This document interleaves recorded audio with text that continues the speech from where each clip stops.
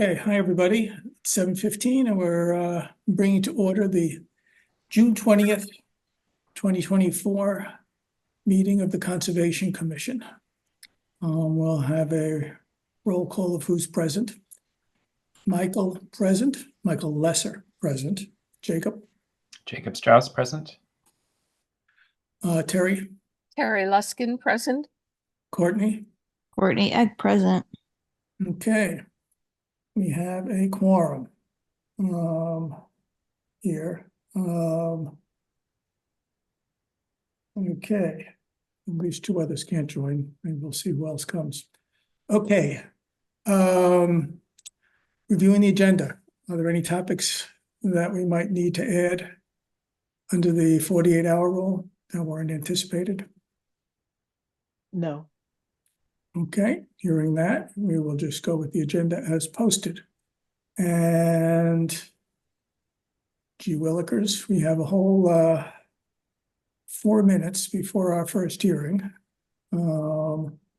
So I look at things on the agenda. I will suggest there are two sets of minutes in the file that were old ones that didn't get done. And 3 out of 4 of us have read them. So I will, and Terry wasn't around then. So I think we can just vote on them without having to bring them up on the screen, if that's okay with everybody. Yep. Okay. I move that we approve the, let's see, let's get in there. I move that we approve the drafts as posted for June 12th, June 15th, 2023, and for July 6th, 2023. I second. Okay, any further discussion? Roll call vote. Michael Lesser, aye. Terry? Aye. Jacob? Aye. Courtney? Aye. Okay, fine. Slowly catching up. Thank you, Courtney. Okay, we still have another 2 minutes here. Let's go to administrative approvals. Well, actually, I'll do the warrant. There is a warrant number 26, which is for about $25 of postage for Deborah. Any questions? Okay, moving on. The administrative approvals. We have 5 administrative approvals. 169 Maple Street. Is that out of jurisdiction and approved? Joyce? Yeah, they're all approved. Okay. 15 Stony Brook Road for soil testing, 3 Mill Street for soil testing, 71 Nason Hill Road for a barn, and 193 Forest Street for a pool, cabana, and barn. I think that's also soil testing. Oh, and soil testing. I guess that is, oh, so it's not in the farm pond area. Yeah. No, no, no, it's not. It's not. I may have a different one, but yes, but all those 5 are done. Okay, fine. No, I just know it's on the other side of the street, but I can't remember if it's at the very end of the street. Okay, so we've done the administrative approvals. We've done the minutes. Does anybody have any announcements? Okay. Aye. 7:20. Okay. We can move ahead now. Notice is hereby given that the Conservation Commission of the Town of Sherborn will hold a virtual public hearing using Zoom technology at 7:20 on the 20th day of June, 2024. The request for determination of applicability hearing will be held pursuant to Chapter 131, Section 40 of the General Laws as amended, the Wetlands Protection Act, and the Sherborn Wetlands Bylaw, Chapter 17, to consider a proposal by the applicant's representative, McIntyre Engineering and Septic Systems, Inc., for work related to a septic system replacement within a wetland buffer zone at 5 Zion Lane, map 11, lot 9.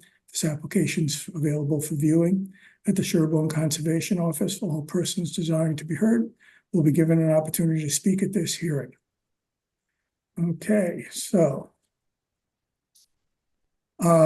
who's here? Oh, there you are, Dan. Dan McIntyre representing the homeowner. Okay, take it away. Alrighty, I could share my screen here.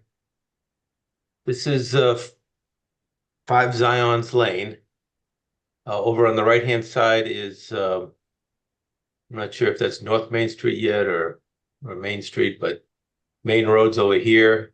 Zion Lane comes down here. There's a couple of houses off of that. It's just it ends at this person's house here. They have an existing cesspool here now. They're proposing to replace it. We need to do some soil testing. There's a good-sized wetland down in here on part of the property. We've actually had it delineated, so the flags are out there now. I just got the report today. We're proposing to do some testing kind of right up near the driveway here and right behind the house in the area of the existing cesspool. This was an old garage. It's just a slab there now, but we'll be testing kind of right around there. Our constraints are the neighbor's well at number 7 here. That takes up pretty much of this area in the back. We've got a shared well over here that serves both the subject property and number 8 Zion. And that kind of takes up this area here. So we got this window in here that we want to test between probably the 50-foot buffer and the well setbacks. We're not planning any tree cutting. We're just going to be digging in relatively open areas. So probably it's overgrown brush, most of it. So there'll be some disruption there. But temporary in nature, we'll be in and out of there in a few hours. Any questions? Joyce, do we have any outstanding issues there? No, I think that's it should be approved with our standard conditions for soil testing. As Dan mentioned, no tree removal, restore the area in kind when finished. Any erosion control needed? No. Okay, it's fairly flat there. Yeah, and it's Gonna far come- enough. Access will come from outside the buffer zone.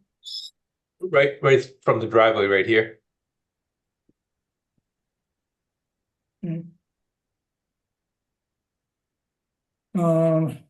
Anybody else have any questions?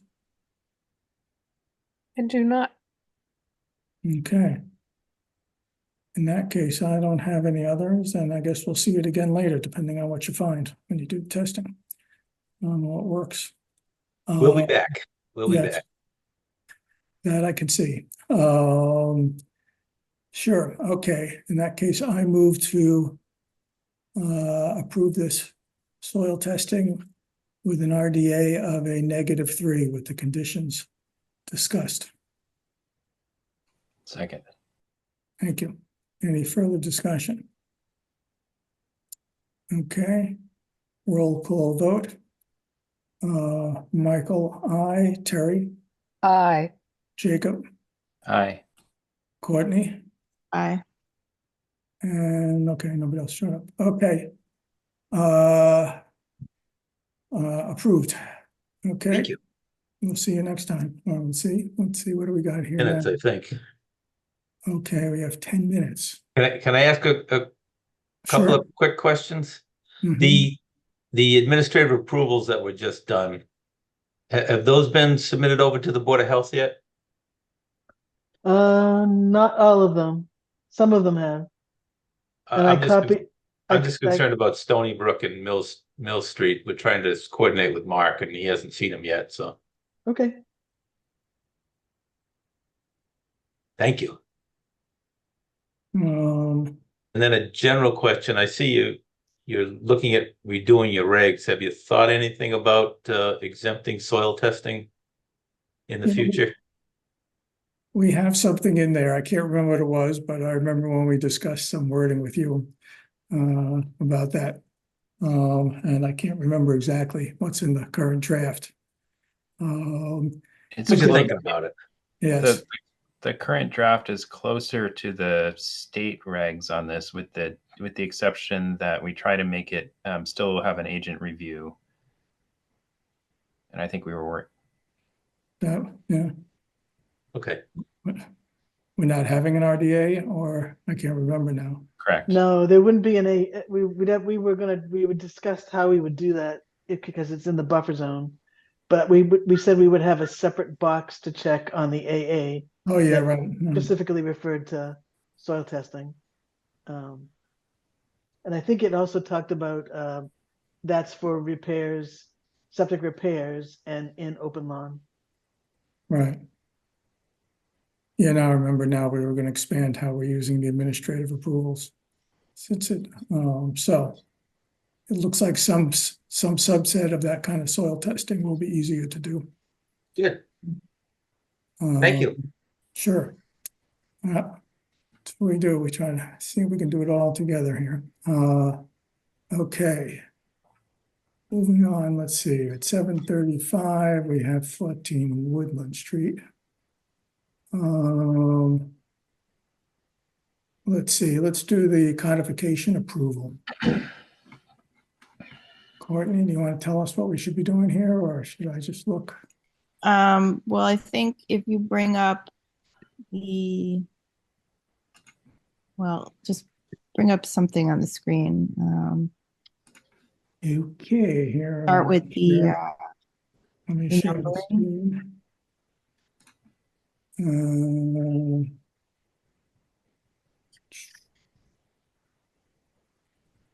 No, not that. How's that? Do you see, I guess actually, here. You want this one? Nah, just One? There's one that I- has next a one. summary. I think the summary is probably better. Yeah, I was just looking at that. I was like, oh, never mind. We don't want that. We don't want this one either. We'll just pull up the summary. I This think it's one here. easier to explain. So Jackie, along with the town code people, have gone through an extensive process to renumber all of the regulations, and also to bring them up to speed with any changes in numbering that happened on the state level. So if we reference MGL, yada, yada, this is a process to make sure that we're still referencing the correct code. And then there were a few other kind of administrative changes. So at some point, the town voted to change the selectmen, the Board of Selectmen, to the select board. So part of this process, they went through all the code and made sure it was correctly referring to the select board now. So if we just, so the things we need to do is basically vote to accept all the renumbering. Can you scroll down a little bit, Michael? Sure.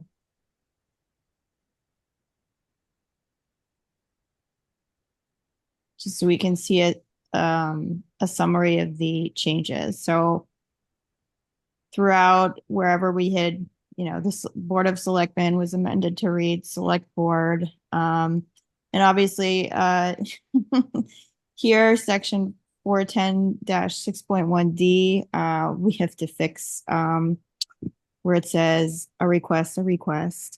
And then there's some links that were out of date, and the government soil conservation service was renamed to Natural Resources Conservation Service. And this was a learning point for me. Therefore, with an E has a different legal meaning than therefore without an E. So I think that's the sum total of everything that we need to vote to accept tonight. So I don't know if we need to read this whole shebang. I think it's, I mean, I've read it. So I would, do others need to look at this more? We have a few minutes if you want to look at it. We're basically voting to approve this document, this summary. Yeah, is that what the motion would be? Correct. Okay. What are the other two? Oh, I see. So one of them is the wetlands regulations, and one of them is the land Land regulations. land regulations. However they're numbered.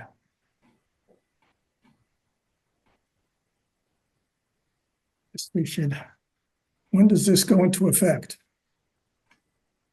Well, it's when we vote on it. Oh. Okay, so I gotta Yeah, look. Jackie needs it all done so that the website can get updated, and then all the code is gonna get like properly like linked and referenced to everything else. And then when we finish whatever regulation updates, we're in the process of doing, we'll submit those, and they'll go through them and look for any references that need to be changed in terms of the renumbering. So Okay, One question I have, which is I see they're using some sort of service for doing updates to the regs. I'm curious if that's something we should look into for our subsequent edits, just for tracking what's going on. I guess whatever we approve, we'll give it to Jackie, and then the code people will go through it. Okay. or we can try to do some of that since we'll see how much we want to do as part of just to keep straight what we think we're doing on the changes. Okay. So Okay. for example, yeah, they didn't update all the broken Mass DEP links, but that's our job to fix later. And I think we've done a lot of that in the draft. Okay. Then I move to approve the recodification of Conservation Commission related regulations, as well as some few administrative or clerical typo corrections. Seconded. As summarized in the document. What? It's summarized in the. As summarized in the document. The summary code changes. Okay, you're reseconding, right, Jacob? Yes. Okay, any further discussion? Roll call vote. Michael, aye. Terry? Unmute. Aye. Jacob? Aye. Courtney? Aye. Okay, we've done our bit.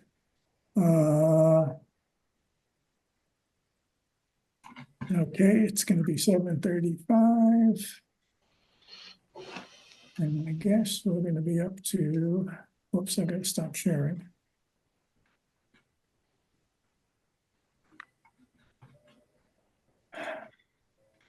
Okay. Let's see, the second thing here we've got is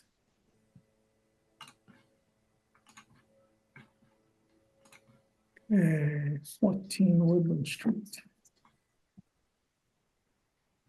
Okay, notice is hereby given that the Conservation Commission of the Town of Sherborn will hold a virtual public hearing using Zoom technology at 7:35 p.m. on the 20th day of June 2024. The request for determination of applicability hearing will be held pursuant to Chapter 131, Section 40 of the General Laws as amended, the Wetlands Protection Act, the Sherborn Wetlands Bylaw, Chapter 17, to consider a proposal by the applicant's representative, McIntyre Engineering and Septic Services, Inc., for work related to a septic system replacement within a wetland buffer zone at 14 Woodland Street, map 12, lot 63. This application is available for viewing at the Sherborn Conservation Office. All persons desiring to be heard will be given the opportunity to speak at this hearing. And people speak up because I sometimes forget to ask who's in the audience about a particular hearing. Okay, I guess Dan. Dan McIntyre representing the homeowner. Mhm. Similar to 5 Zion, we're here to request soil testing to replace a failed septic system. On this particular lot, there's actually 2 wetlands. There's one right behind the house, and there's one across the street. The existing septic system is right in the front yard. Again, we've had both of these wetlands recently flagged. The wetland in the rear is really closer than it appears on this map. So we'll be into the 100-foot buffer for that for sure. The one across the street appears to be a little bit further away, so we may skirt that one.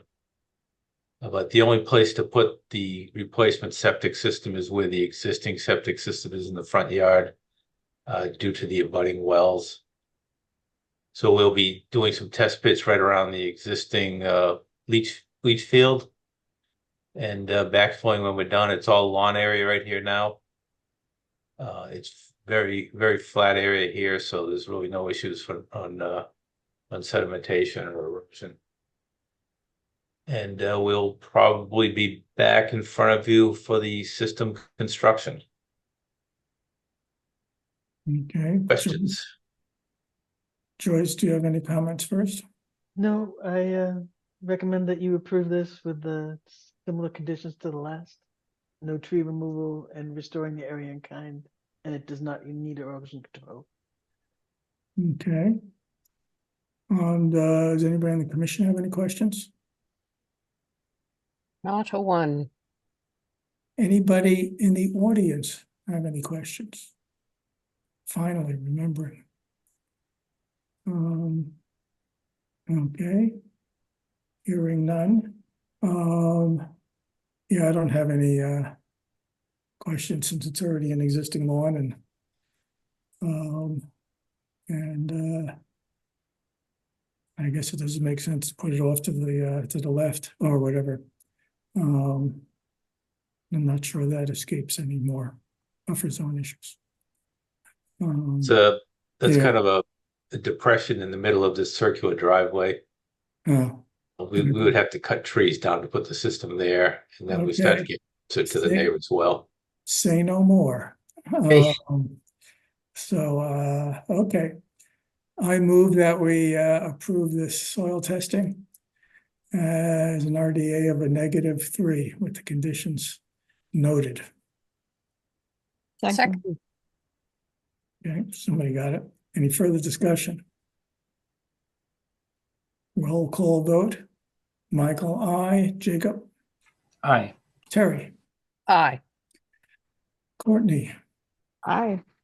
Okay, I think I voted aye. Okay, that one's done too. Thank you. Do you have a sense of when these will be signed? Both 5 Zion and this homeowner are kind of anxious to keep this thing Sign moving. them over the weekend. All right, great. If Joyce, you can get them out there over the weekend, or they get signed on Monday. I'll try and get them out late tomorrow afternoon. I'll send a text when it's out. And it wouldn't get issued until Tuesday when Deborah comes in. Appreciate it. Thank you. Okay. Moving right along at 7:40. And geez, we're really moving along here. I've got 10 minutes. I guess, Joanna, we have to wait to the 7:50. We do? Okay, no worries. Yes, there's pros and cons to having a specific time here. Let's see, everything else is a continued hearing. We did the codification. Any site issues, Joyce? No, Okay. We actually can't do anything. We can all take a 10-minute recess. Oh, I guess I'll go. Stretch over our some- leg. Is Stretch our it leg. cooled off outside a little bit? Oh, no. Okay. Fine. I'll see everybody back here, and unless anybody on the commission or anybody in the audience has any general questions. We'll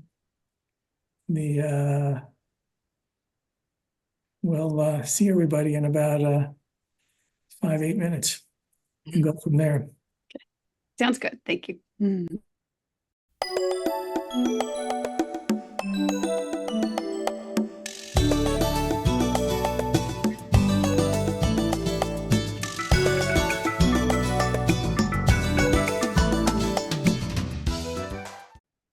Okay, 7:50.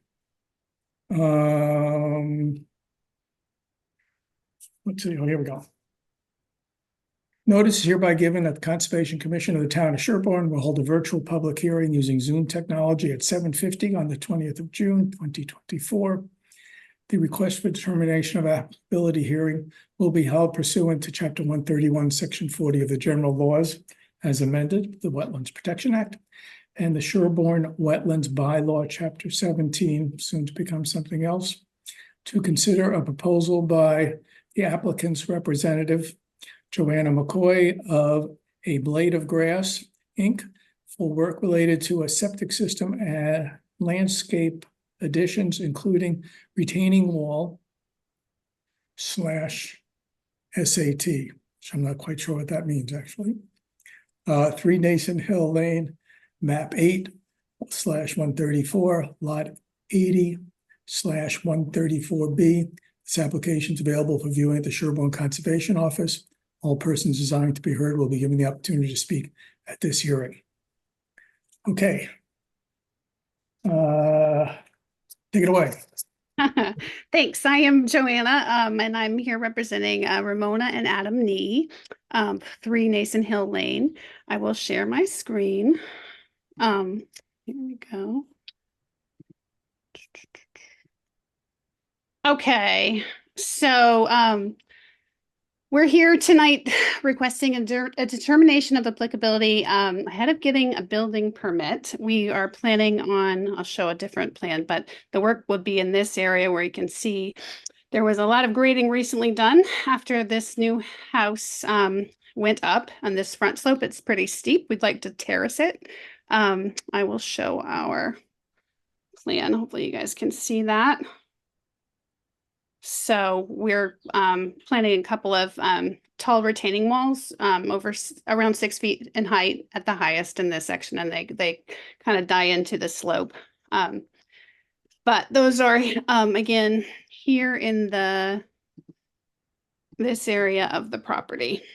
As far as to my knowledge, there are no bordering vegetated wetlands in the area, but that's why we're here to get the determination. So. Okay. Joyce, would you care to comment on that issue? I think she's been there before. Yeah, there are no wetlands within 100 feet of the property lines. Okay. In which case, you were overly diligent in redoing an RDA, but you certainly, I don't think there's any, it's outside of our jurisdiction. So therefore, you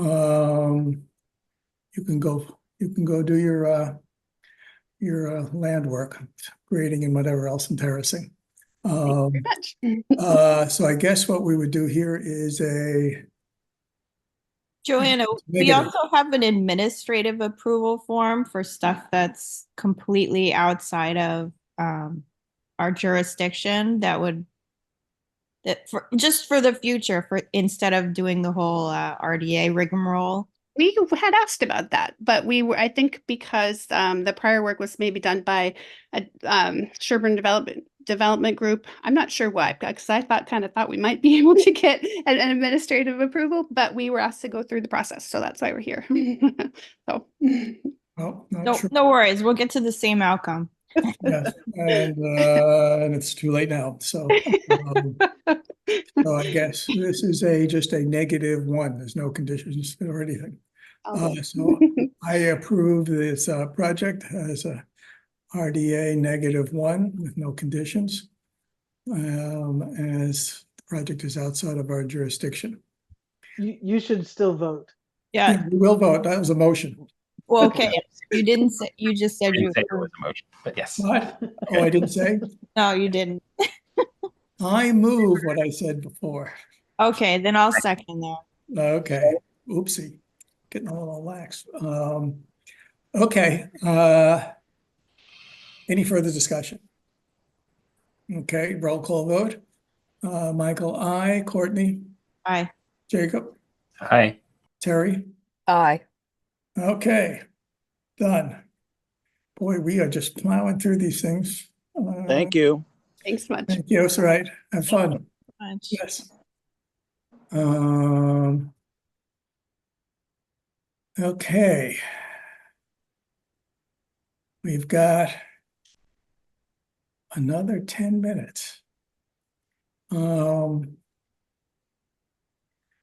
Let's see. Is there anything we could do usefully? Or it's another 10-minute break? I'm sorry, I think it's another 10-minute break. Okay. I'm sorry, everybody, but we have to hold to the. Usually we're behind schedule. Today is a particularly easier permitting process. So far. Well, I don't think anybody's gonna complain that we're a little bit ahead of schedule, so.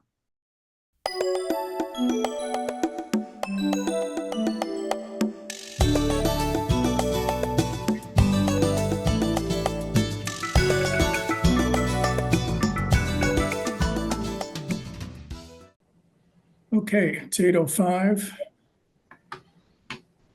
Got all four of us here? Okay, good. Notice hereby given that the Conservation Commission of the Town of Sherborn will hold a virtual public hearing using Zoom technology at 8:05 on the 20th day of June 2024. The notice of intent hearing will be held pursuant to Chapter 131, Section 40 of the General Laws as amended, Wetlands Protection Act, and the Sherborn Wetlands Bylaw, Chapter 17, to consider a proposal by the applicant's representative, Karen Skinnick, Drone, for work related to replacement, a septic system replacement within a wetland buffer zone at 1 Pleasant Street, Mat 2, Lot 106. This application is available for viewing at the Sherborn Conservation Office. All persons desiring to be heard will be given an opportunity to speak at this hearing. Okay. We see Karen here. No, so she, at 7 o'clock, she sent an email requesting a continuance until the next hearing. Okay. Another quickie. So what do we want to do? What's the next meeting looking like? So we don't have anything on the agenda yet. There's still one more week to submit things because we have 3 weeks before the next hearing. So we can continue this one at 7:20. Okay. And that's July 10th. 10th or 11th? I don't know. I thought it was the 11th. Yeah, I think think it's it the is the 11th. 11th. Yes. Oh, it is the 11th. Yeah. Yes, sorry. Phew. Wouldn't want to have that mess. Okay. Therefore, I move at the request of the applicant that we continue this notice of intent hearing for 1 Pleasant Street to 7:20 PM on July 11th, 2024. Second. Okay, any further discussion? Roll call vote. Michael, I. Jacob, Aye. Terry, Aye. Courtney. Aye. Okay, that's done. Oof. And then we have till 8:30. It was the first time in a long time we've had this kind of timing issue, everybody. Normally things go all right. I mean, we normally end up using all the time. Hey Joyce, do you know from other towns? Does everybody read the legal announcement? Yes. Okay. After doing it for so many years, I thought I would just check to make sure it wasn't just a habit that wasn't needed.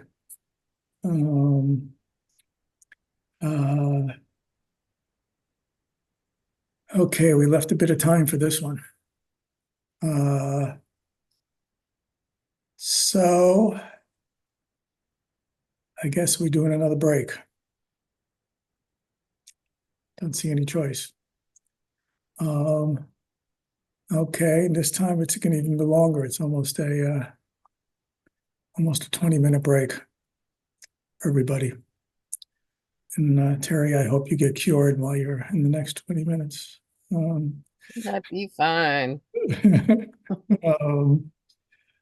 Okay, see everybody. Oh, Sean, did you want to say something before we take a break? I had one suggested topic if you wanted to talk about something. Oh, yeah? What do you got? Want to talk about beaver dams? Would be nice to do. I can't tell whether that, unless you've reported it to Joyce, who then Yeah, makes you're right. a side issue. It's not on our agenda. We do have that problem, True. even though it would be nice to talk about that. Yeah. Um, That should just be a standing topic on all agendas for the rest of the year. Uh-oh. okay. Maybe at a later date. Maybe that's just my suggestion. We should have a discussion about it. Okay, let's put it on let's put it as a discussion item. Can you talk Next about meeting. can you talk about the Rotary while you're here? The Rotary. How's that going?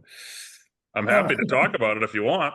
It's John, you can keep everybody amused while we take a break for the next 20 minutes, right? you could do a dance, stand on your desk.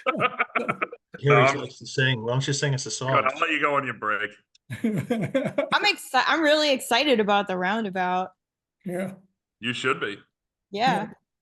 no, I think it'll be great. Too. But All right, I'll see you at 8:30.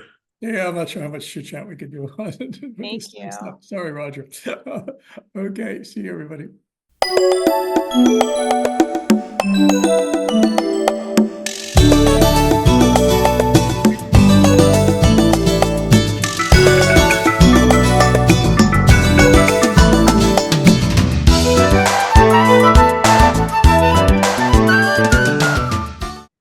Okay, 8:30.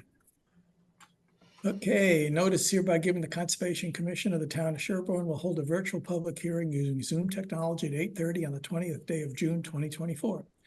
The notice of intent hearing will be held pursuant to Chapter 131, Section 40 of the General Laws, as amended, the Wetlands Protection Act, and the Sherborn Wetlands Bylaw, Chapter 17, to consider a proposal by the applicant, the Town of Sherborn Department of Public Works Director Sean Colleen, and Representative Stan Tech Consulting Services, Inc., for work related to the reconstruction of an existing pathway which connects the parks beach or the parks parking area with the Farm Pond Beach within a 100-foot buffer zone and bordering vegetated wetlands at Farm Pond, 201 Lake Street, map 12, lot 192. This application is available for viewing at the Sherborn Conservation Office.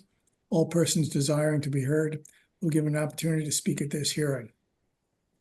Okay, and I assume all the green cards, there are enough of them there, Joyce? There. I saw that there was a bunch. You're muted.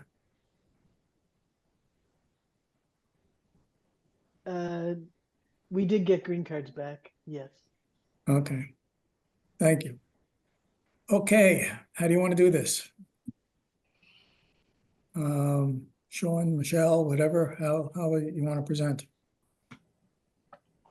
Sure, we were going to give a presentation on behalf of the town, but a good portion of the team is here, so maybe just a quick round of introductions for the purposes of the record.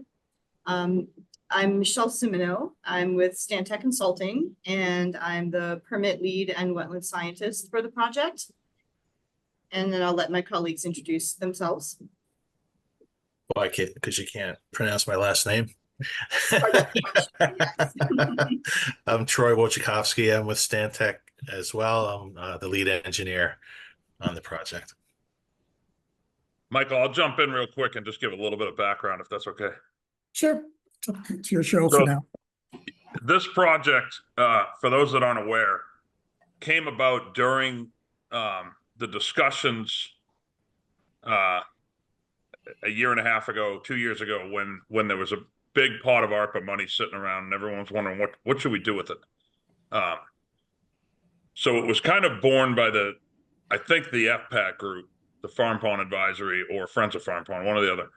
And they kind of went the route of let's design a new path because the path should get redone. And they pitched it, and the select board kind of endorsed that. It was somewhat the tail wagging the dog, because as soon as I saw it, I was like, wow, we're not just going to hire a landscaper to come in and throw a new path in. So we basically kind of veered left and reached out to Stantec, myself, Jeannie, and Jeremy at that time, because he had come on board to design it. And basically, take those funds, let's design it, let's get it into to this point, basically. And then that enables two things. One, we can go back, find the money. There isn't money right now for construction. We're basically getting to this point, to the point of permitting, and then we see. And there's obviously, as everyone knows, there's opportunity for other grants. So we don't exactly have a timeline, but we want to have basically, so they say, a shovel-ready project. That's the intent, and we think we have a great design. And we think also the past couple of years has really highlighted the need for this for anyone that visits Farm Pond. I know, Michael, you do. I'm sure Courtney does, and others, that there's been a lot of issues with erosion on the beach from this path and from the entire area. So we think it'll be a great improvement. What role has the Farm Pond Advisory played a role in working this out, or in parallel? They did. We kind of picked up the design, and then we met with them once we had, there was a few options in some of the details of the design, and we brought it back to them kind of for their blessing of what we intend to do. Obviously with the ultimate intent of getting it to here for the hearing to discuss how you folks feel about it and how best to proceed physically, and then we'll let everyone kind of run and try to find the funding. Okay. Makes sense. It has been an erosion problem for a long time. Right. And on the first project many years ago, when I first joined the commission, by Norfolk Ram, had its pluses and minuses as to what they managed to achieve on all of that. So I'll leave it at that. Okay. So Michelle, if you wanted to, you could take the screen or however you want to do this. Sure. We do have a presentation prepared just to walk you through the project. I will share screen. Bear with me a moment, please. Okay, are you seeing my screen, which has a USGS locus map on it? Yes. Okay, great. All right, so just to kind of set the stage, the chairman said in his introduction, this is a notice of intent being filed on behalf of the town DPW. It's under the Wetlands Protection Act, as well as concurrently filed under the Town of Sherborn Wetlands Bylaw. We have portions of the project that are within the 100-foot buffer zone to inland bank of Farm Pond, bordering vegetated wetland to Farm Pond, and the beach itself. We know that the town of Sherborn has a 50-foot no alteration zone under the wetlands bylaw, and we do have some minimal work taking place in there. So we just want to present the whole project to you here. Just to get you oriented, it sounds like most people are very familiar, but here's the site. We got Farm Pond in the middle here, which is approximately a 127 acre natural kettle pond. It's listed with the state legislature as a great pond, as most of you probably know. Our site itself is just to the southwest. This parcel located here, owned by the town of Sherborn, located to the southwest of Farm Pond, the Great Pond. And now I'm going to just give you the lay of the land, kind of on aerial view, just to kind of give you an overview of where the parcel is with respect to Farm Pond. And then the soils, we don't have any natural heritage or an endangered species overlays near the parcel or on the parcel, so did not have to file with the Natural Heritage and Endangered Species Program. Now I will just flip over to kind of an overview to kind of zoom in on the parcel and get you oriented. So we have inland bank along Farm Pond itself. We have a little bit of bordering vegetated wetlands, and then we have the beach itself, which pretty much abuts the retaining wall near the limit of work for the project, which I'll show you in a minute.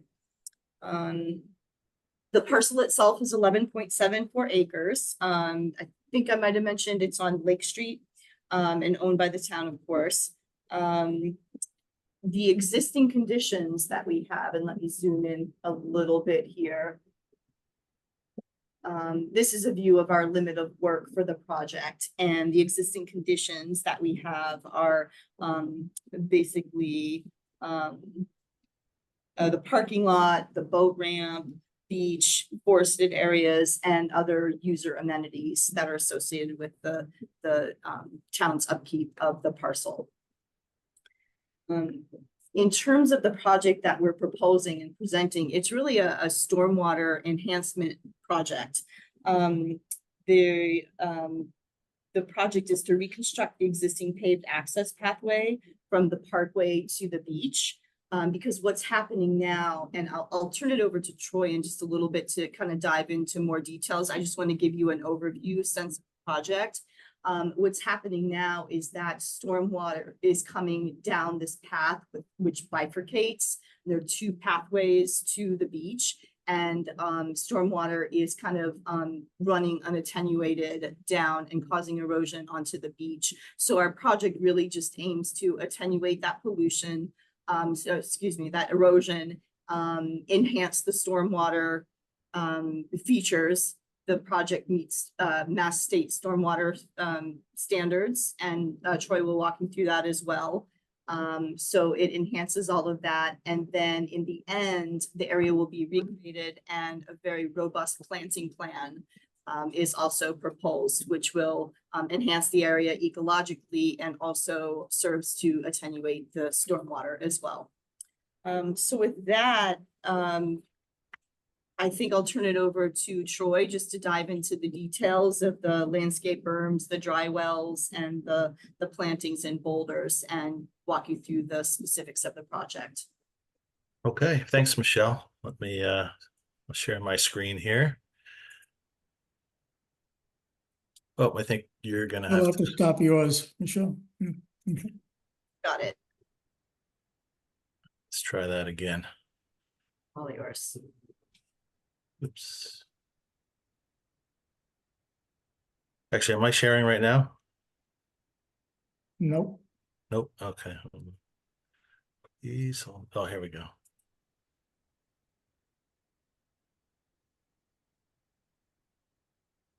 All right. Everybody see? Yeah, there we go. All right. So it sounds like everyone is quite familiar with the area, but I brought up a few photos just to get it fresh in your mind. So this is starting at the parking area on the other side of the hill. So this part of the walkway is not part of the scope of work. Let's see here.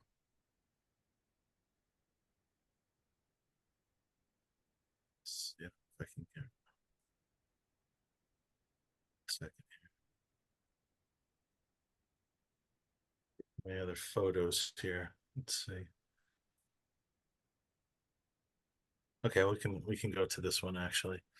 Okay, so this is coming down the hill towards the lake, as you can see, and this is where the existing path bifurcates, and we have this path going off to the right, this going off to the left. You can see that the the pavement and just the pathway is a little bit hurt right now, and that's a big reason for this project to move forward. But besides that, the other probably bigger reason was the erosion that I think Sean alluded to, as well as Michelle. So you get basically uncontrolled runoff coming down this, basically a chute. You can see that the adjacent ground in most areas kind of contributes additional runoff, runs down. This was part of a previous design and is a rain garden or bioretention area. But you can see it really is not effective. So basically the runoff splits and runs down both sides of the pathway uncontrolled. I can't get to my other pictures. Okay, and this is looking down the right leg down to the beach. So you can see it's basically an asphalt pathway with these kind of steps in between here and some pavers at the very bottom. Let's see, I gotta get to some of my other photos here. Well, maybe I can I have one actually from a rainstorm that Sean was nice enough to send, that basically in torrential storms, the runoff is so great that it actually creates rivulets through the beach, and you'll get a 4 or 6 inch deep rivulet running out to the lake and sending sand there. So if I go to our plans here, this one actually I stole from the stormwater report. It's a figure, and this pink highlighted area is the existing path that's out there now. You can see underneath it actually is our proposed alignment, and a couple important features to this design. Maybe most importantly, or one of the important features, is we're actually removing some pavement. We're removing some impervious surfaces. We're getting rid of this leg right here. So you'll see in the next figure that we'll have just one pathway here. And you can see for the most part, we follow the existing alignment, but we did make some adjustments to increase separation from existing trees and tree roots. And we've also designed this in a fashion that is mainly a fill. There's not much excavation here because we wanted to be really considerate of tree roots, root zones. And so we've designed this to really minimize that.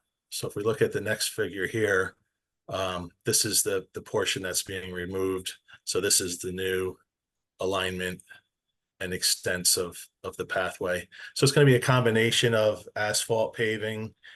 We did look at some other surfaces. We looked at porous pavement, but because of the slope along the pathway in most areas is 10% or even a little bit greater, we decided that porous pavement wouldn't really be appropriate here. So what we have is basically a paved pathway up to this area here with I'll call it an architectural stone line swell on this side. If I say stone line swell, you'll think riprap, and it's not that. It's actually kind of hand placed stones and mortar for a nice effect. So the pathway will be pitched to the left here, be collected, and we have 3 dry wells and 2 pre-treatment deep sump catch basins. So this is a pre-treatment catch basin here, spills over to a dry well in this location,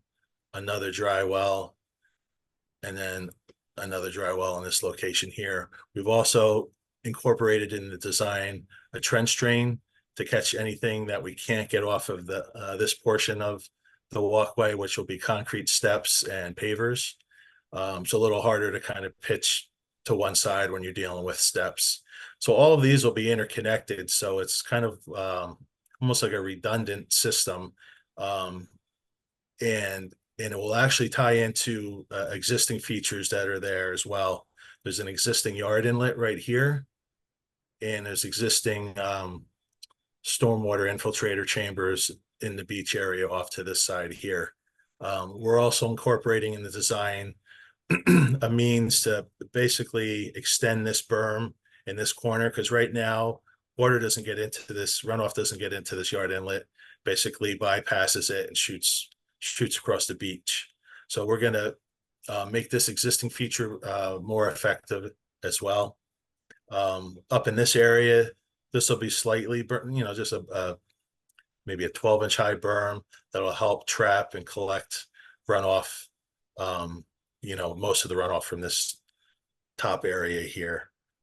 This area here, this obviously will be removed, and we proposed landscaping that's native species, basically mostly shrubs. I think there's a few trees that are native, low maintenance, and we feel effective for erosion control of slopes, so we can get this stabilized here. Let's see, what else can I tell you? It's all right. So this just kind of shows you maybe a little more clearly. Here are the pavers and the steps down in this area. We basically had to do that just because of the steepness of this portion of the pathway. And then in this area here, we have proposed some landscape boulders, which could be used for, resting, sitting, looking out to the lake. It's kind of a more of an aesthetic feature. Obviously we have erosion control shown. This plan here, it's a little bit busy, but this kind of shows you the landscaping, the trees that we're protecting. And then of course the proposed plant schedule here. Let's see, I have a couple notes. I think I hit everything. Let me just double check here. Okay, yeah, and another important feature of the storm system, because we weren't just looking for water quality treatment. So, a even more important feature of the storm management system is to control the excessive runoff and the erosion from that. So the design of these dry wells will capture up to the 100-year storm event. So obviously it'll capture and infiltrate the complete water quality volume, but even above and beyond that.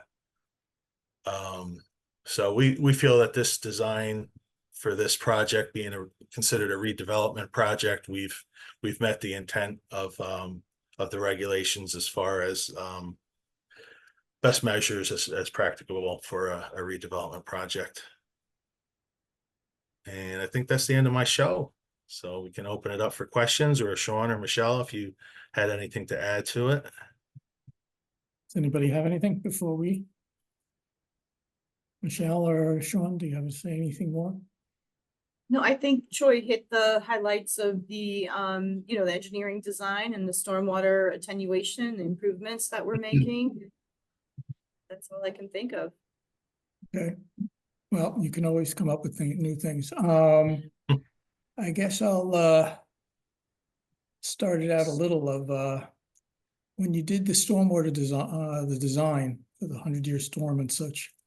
I mean, the wetland protection, the stormwater regs are being totally rewritten, as you probably know all too well, at the state level. And there's incorporation of some of the different features about what storm frequencies or storm sizes are, or what they even call terminology. I guess they're changing. To what extent does this should this be, or is this is designed based on current definitions of storm issues to meet the standards? To what extent should we be looking at what the new regs would say should be the design while we're going through all this effort here? And it's an important resource for the town. Whether we should reconsider whether the sizing would change or anything else. I don't think so. I think our design is above and beyond considering the current regulations for sure. There's really no provision to capture completely up to the 100-year storm event, and that's what this system does. So this system is designed for the future for sure. And we really feel that it's going to handle from the water quality perspective, obviously, but more importantly from the peak runoff that comes off of this hill and off this pathway. Okay, I guess that's, because I thought the new standards were significantly had to have significant increases in capacity to deal with the future. But it's nice to hear, because I'd like it to be designed for that kind of resiliency. Yeah, we have for sure. To do that. And I'll bring up one more thing, and then I'll let other people's, and you could talk about tree cutting and other things. The bottom half towards the beach, how is that all being captured? Because I would assume there's still a bit of, you're assuming that there's no runoff coming from the first segment. It's all being captured at the top of the bend. And somehow the last leg, how is that all? What's the BMPs that are gonna capture whatever is going down the last leg of the path? Yeah, right now, anything that doesn't run off directly to the deep sump catch basin will be caught by this trench drain, which is this heavy black line here, which will be constructed within the stair and landing system. So that'll collect runoff from this section here and direct it to this deep sump You think catch that's basin enough? for pre-treatment, and then over to this dry well and over here. So there's like two opportunities for runoff to basically run off in this direction along here. But again, you're somewhat limited with that because of the construction with the steps here. So that's why we kind of belt and suspenders put a trench drain across here. So the only section of this that we don't have anything, basically because it's too far down, is this limited section here. You might get some runoff here, and again we're gonna pull a berm basically right up to the edge here, so you'll get some runoff that'll come here and collect into this yard inlet and into the existing system, but you will get a little bit of runoff at the very bottom section of the walkway. I guess I'll just make one more comment again for that. Sure. The trench issue. We did that at the boat ramp on the other side. That one, I'll say, turned out to be not effective. Water ran right over it. So hopefully there's some way to ensure that this one, that somehow this works, or whether we need several of them so that it doesn't build up some velocity and or quantity that goes over the trench, because whatever it is, I could see that there's different ways of putting the grate on there, but the one by the boat ramp was ineffective. Let's put it that Mr. way. Chair, if I could comment to that. Yeah. You put in wonderful berms. You put in those little asphalt berms that in the end solve most of the problem, but I didn't do that, and I'm not going to take okay, credit. good. I'm glad I didn't step on your toe. But I know you didn't do it. one word you said, well, I think you said velocity. You might have.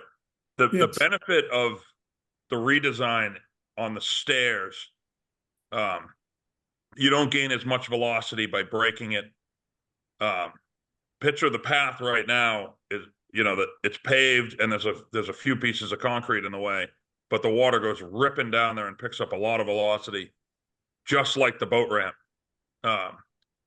With the stairs, you effectively slow that down because water cascades down the stairs. It doesn't pick up the same speed. And that is the issue with the boat ramp that we've all seen.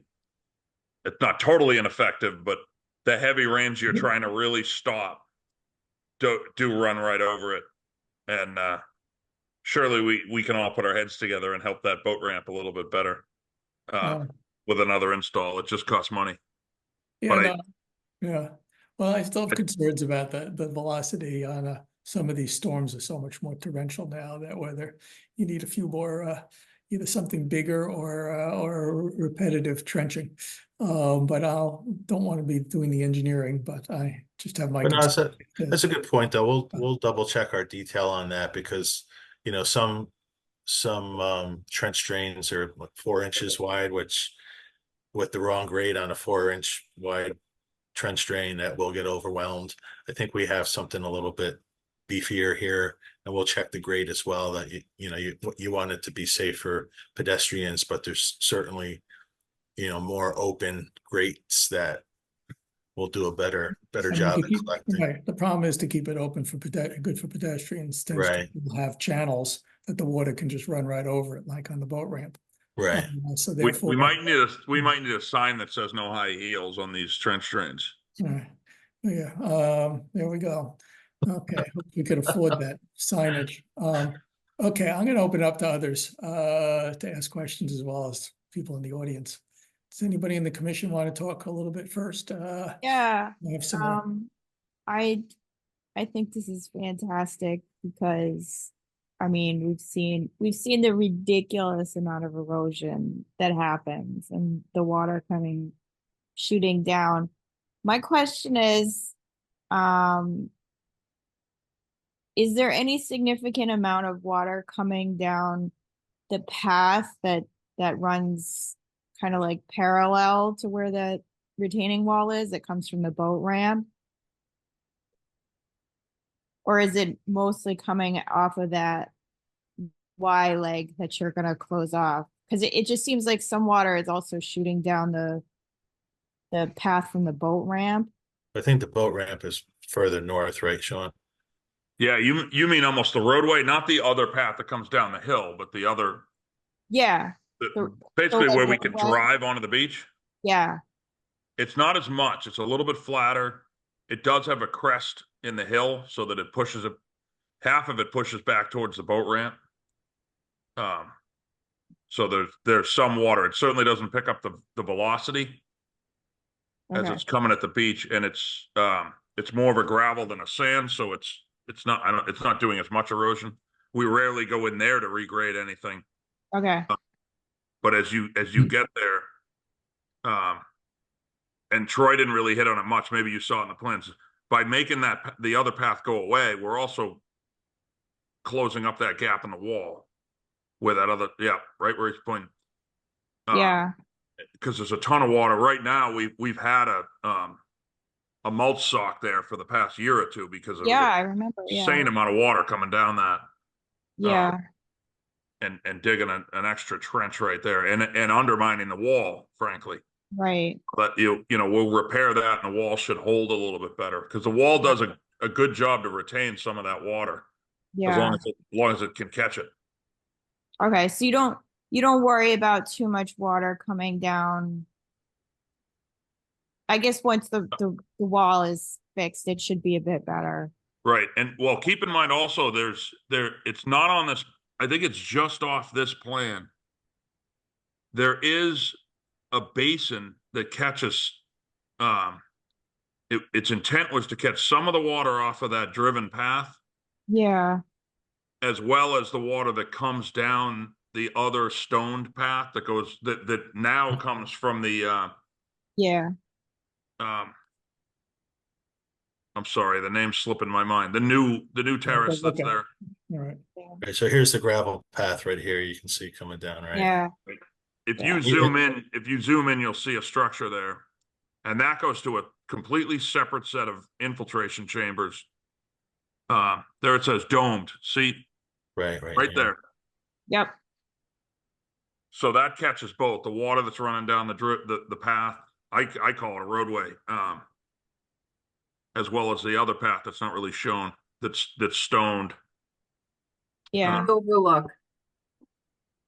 It comes down from the overlook. Right. Thank you. The overlook. I just wanted to make sure that I'm sure the vast majority of it is from the path coming down the hill, not the road as you call it. But just, I would hate for all that work to get done and then there's still like, because there's a huge amount of erosion that happens in that little corner right there. So Oh, yeah. yeah. Cool. Thank you. So what are we worried about? What's at the base of the stone path that comes down from the lookout? Because it used to be a problem. I haven't been there lately to see with some of the storms, whether we're still getting some rivulet going across the, where you drive in from the stone path. Well, right now we have a mulch sock that's wrapped around that domed basin to help catch and direct any of the water that's coming down the stoned path to make sure it gets in there. Okay. We need to restone that. It's due to restone it because the little egg crate that's below is showing. Right. Well, I guess that's a separate project. I should probably. Yeah, that's more of a maintenance thing. We're not going to rebuild it. We'll just go needs back to what you got here there. Right, yeah. If other people want to do, because at some point I want to see on this landscape plan what trees are being cut and where. But other people on the commission, and then I'm going to go to the public. I had a few questions about what happens during construction itself in regards to what are the provisions for erosion control during that time period, and what is construction access all come from the parking lot along the existing path, or does anything need to go around to the beach itself? Is there anything on the beach itself? We don't have any staging or any real construction access shown off the beach. We're assuming it's coming in, from the top. But I guess, I don't know, Sean, if you thought there might be some access from that gravel drive, to get to lower areas. But I think we're going to be sure to protect the beach from, excessive construction traffic and staging. We really don't want to mess that up. But let's see, I think I have erosion control plan I could show you. It's going to be a combination of silt fence, I think, and silt socks.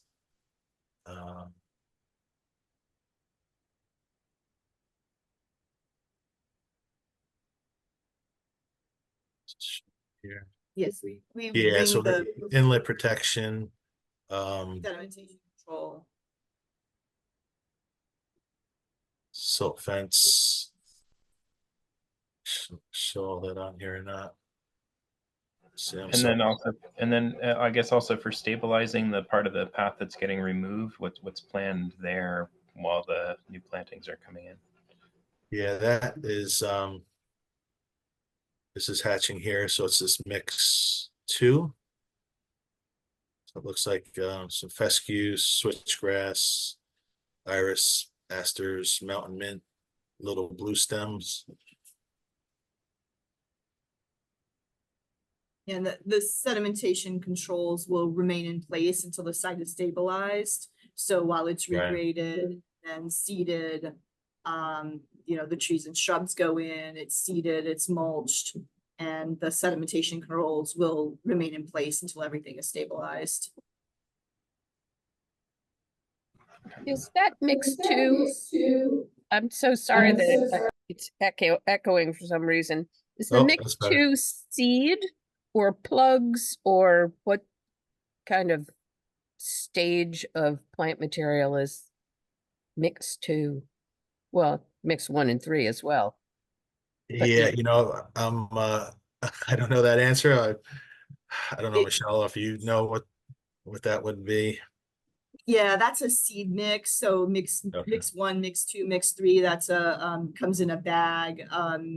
We didn't specify what the the vendor would be, but it would be the contractor. But that's a kind of a unique mix, designed for the site.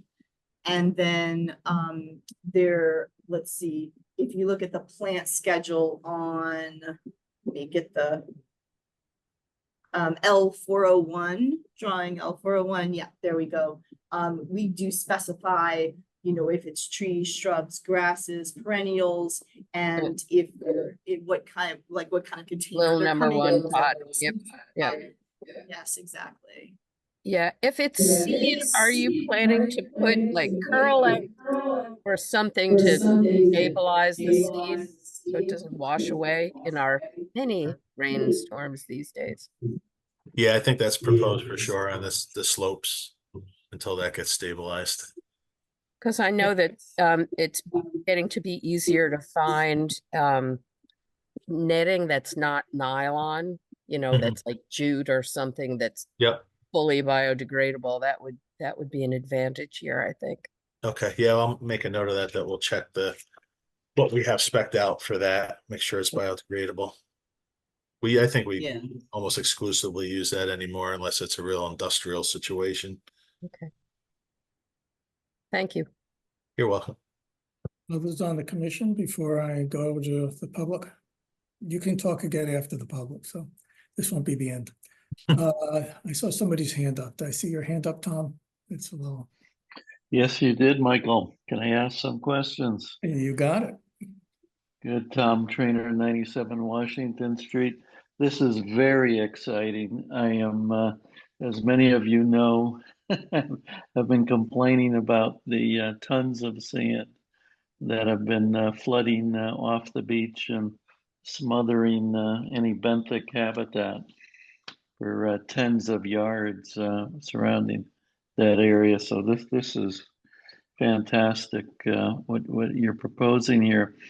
But getting back to something that was just discussed, that path from the Cassell Overlook, that's a fairly steep path with the gravel, and I thought I had seen signs of water flow and sand erosion, but I'll try to get out there during a strong storm.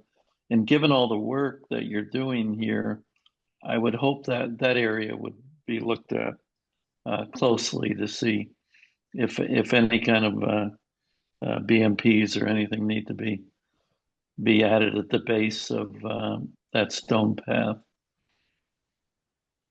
So I would suggest that. The second, I'd like to get back to a question Michael asked early on.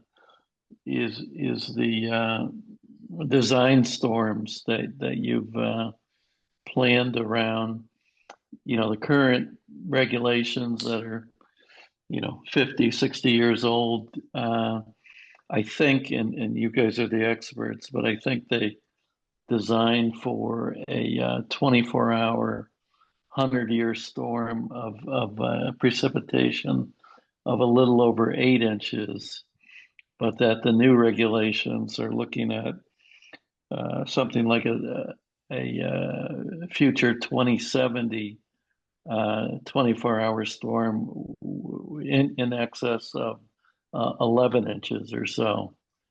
And just to be clear, and I guess the question's to Troy, is that kind of the size of the storm you're designing for?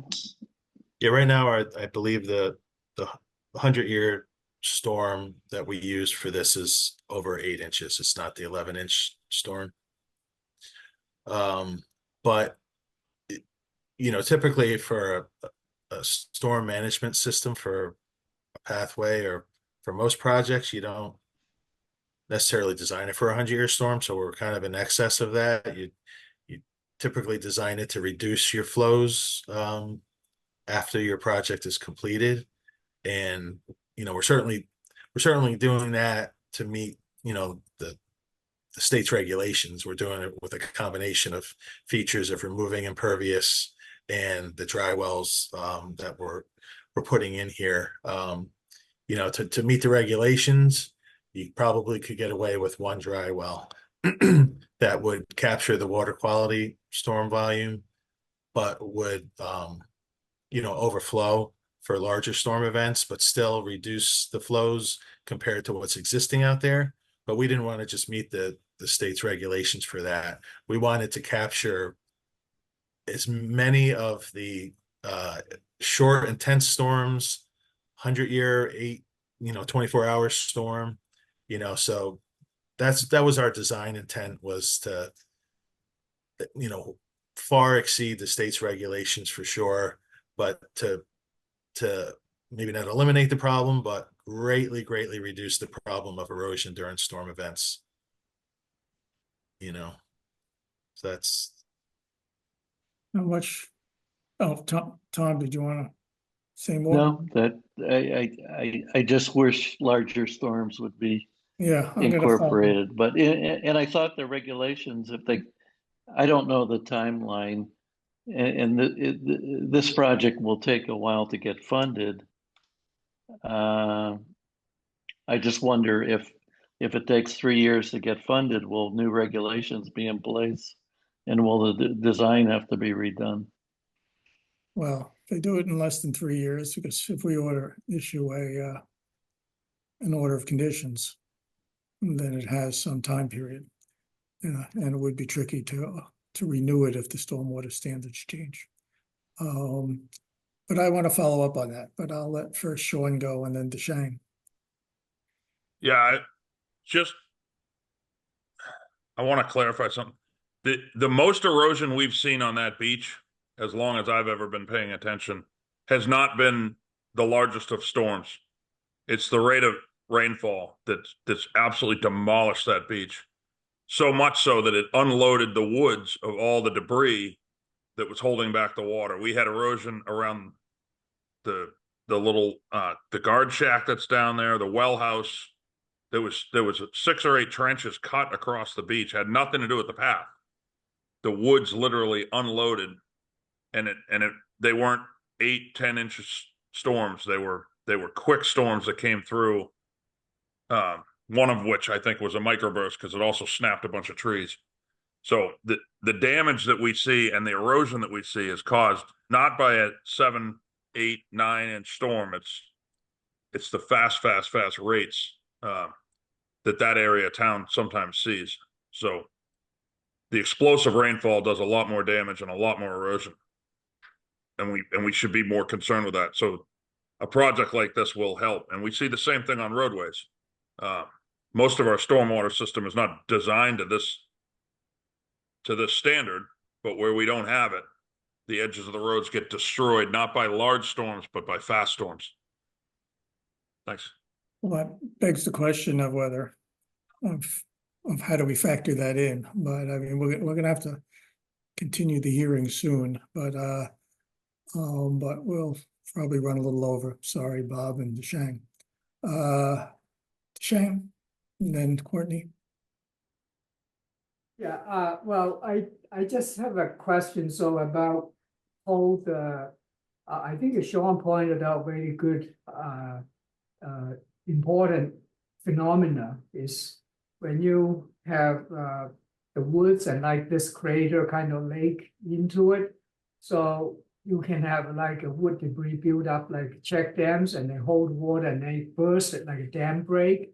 So that probably should looking into it if that's the case. And second is for the larger storm, like a 10 or 11 inches, it's probably more important for checking on the past side swale stability. So if the water getting destabilize the channel stone and they get into the catch basin and they fill it up, then you lose that function. So the larger storm would that need to be checked for dislodging the stabilization mechanism around the trail side is probably important. So whenever flow getting into it, I believe this area is very sandy soils. They can get into ground very quick, but around the path, if they dislodge any sediment, when the storm getting bigger, they can mobilize those things probably relatively easier. So rather than just checking under 8 inch, it probably should check like 11. So I think it's probably my comment on that. So thank you. Courtney, did you want to say something? Well, I mean, you already noted that we're running out of time on this hearing, so I didn't know if we wanted to figure out when we might go visit the site. And was there anything we wanted, any additional information that we want, or? Yeah, I would think if we have a site visit, which we haven't had yet, that maybe the trees that are gonna be cut would be marked, since I see that there's some tree cutting going on. And as well as, I guess, right, I think we have to maybe in between meetings, we should talk a little about this, to what standards the stormwater issue should be dealt with in terms of, because I'm really, yeah, I mean, in terms of this kind of flash rain kind of thing there, whether there's more to be done to the sides or whether that's beyond this, the scope of this project to the, like behind the guardhouse, but that's something we could talk about separately to see whether the scope is, we don't want to go beyond the scope and think about what the stormwater standards are. But yeah, I think a site visit and marking a little bit about what trees will be cut until we can have a vision of what's in the field going to be replaced would be helpful. Shang, unless it's something particularly urgent, since we're behind, but I will let Sean speak. Why don't you go first, Sean? I was gonna suggest any technical questions you get out of Stantec, try to do it tonight. I mean, they're not coming to the site visit, Right. and they likely probably aren't coming to the next hearing, unless we absolutely need them. Yeah, I know it's expensive. I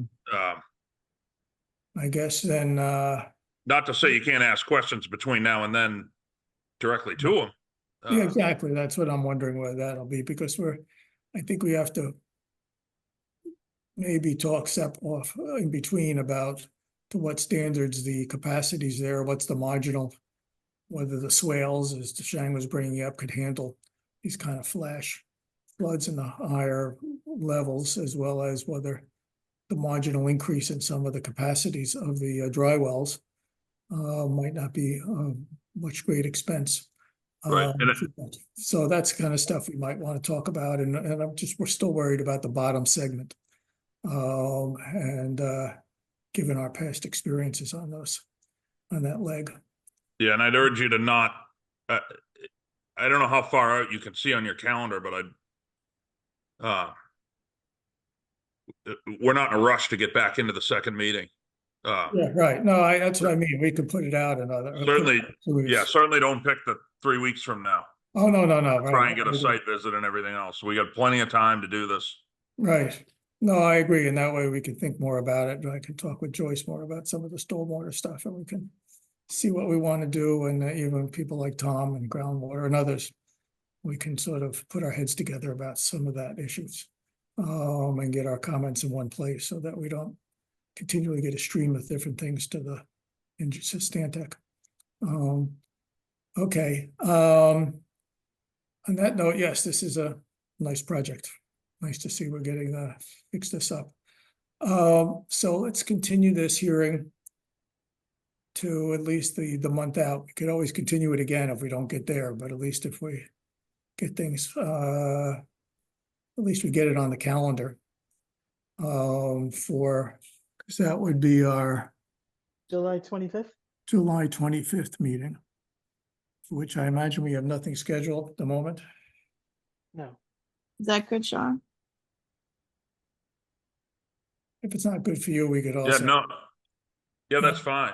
And if we're not ready, we just keep pushing Right. everything. Yeah.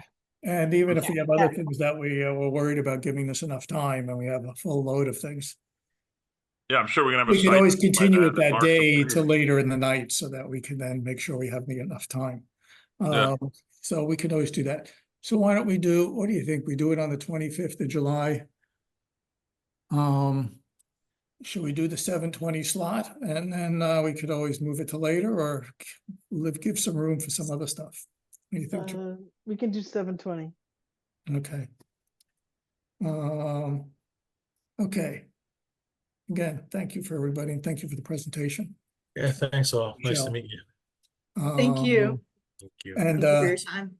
yes, no, it'll be fun to just get this thing done and sort it out, some of the details. Okay, Thanks all. yep.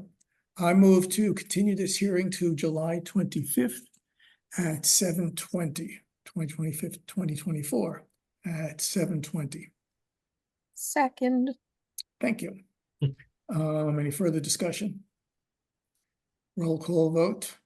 Michael, I. Terry, Aye. Jacob, Aye. Courtney. Aye. Okay. We'll be in touch and we'll Thank talk. you. Have a good night, all. With Ben, yes. Thank you. Good night. Yes. Okay, so now, sorry for the little delay of 7 minutes here. After all the other things are early. I'd now like to open the continued public hearing for 28 Greenwood Street, AKA Lot 2, 0 Washington Street, Map 7, Lot 49, for a single-family house and septic, etc. Okay, we've gotten some new stuff. Normally we get stuff, like to get stuff a week ahead, but we understand why there. But I think it might be best to maybe therefore to just present what the new stuff is. And we can make some comments there so we can see where we get to. How's that make sense? I see you've got it there. Proceed on what's new, whoever's speaking, to Shang or Bob. Sure. Deshang, do you want to go ahead and describe what we did after we met with you all on Saturday was to go back and really zero in on the trees, because that seemed to be a focus of yours, appropriately so. And we've now identified and put on the plan all of the trees. There are a number of trees here that are going to, Deshang will explain it, but there are a number of trees that we've determined that we can kind of work around and save. And then there are a handful of trees on both Lot 2 and Lot 3 that we are going to need to take out. And Deshang can give you a little more detail on that. I believe we responded to all of Joyce's comments. We've given you information in tabular form as you requested, and I apologize, obviously, that for Lot 3 it did come in quite late today, and but you know, it is what it is. Obviously, it's a lot of work to get this all down and kind of proper form, I guess. So. Okay, good evening, Deshang Wang from Creative Land and Water Engineering. Sort of, we created as just a separate independent sheet in addition to the septic plan. So which consists of the conservation concerning issues from erosion control to the tree mitigation. So some details, limit of lawn, as Joyce comments. So this is the limit of lawn, and then the erosion control. From the last plan, we poured back the water line into the 100-foot buffer zone mostly. So except at the very end of the wellhead area. So the rest of the line is outside of the 100-foot buffer for this lot. I will go into the Lot 3. And so we surveyed it. So as we list on the side, there's no really trees need to be cut except a couple of dead ones right on the well. And there's no trees will be cut inside of the 100-foot buffer zone. So, and then for the grading, so if you see so we proposed, we surveyed all the trees, all the green ones, with just a circle is going to be saved. And then some of the dead ones, we are going to save as a snag. Like if you look at here with the circle and with the claws in it, the reason is for the safety, they are pretty tall, and then if anything is broke, it can hurt people or damage the property. So we are making a recommendation that so all this, the dead trees, wherever in the grading area or close, we're going to top it off, keep it like a 12-foot of snags there as a wildlife habitat. So the ones alive ones nearby, we're going to save it. So the blue ones are the mitigation trees. So we're going to replace 1-to-1, but all the trees record is going to be either red oak or So there's a lots of hemlocks. We know hemlocks infested with this disease is kind of dying. There's quite a few dead hemlocks and the black oak or red oak. So that's what we see there. And we proposing to replace with red oak and the mass trees. So and the evergreen ones, we are proposing to use a giant, so the white cedar and around the property line. So you will see 3 of here, but then it will be 6 or more on the other side of it. It will form a good screening fence between the 2 lots, but also providing the mitigation for the cut hemlocks, which is not really healthy to sustain at this time. And there's quite a trees is kind of compromised. We can see some those oaks and also it's in the bad shape. So we're going to propose 2 red oaks to replace that. So we are cutting 6 trees and we are replacing with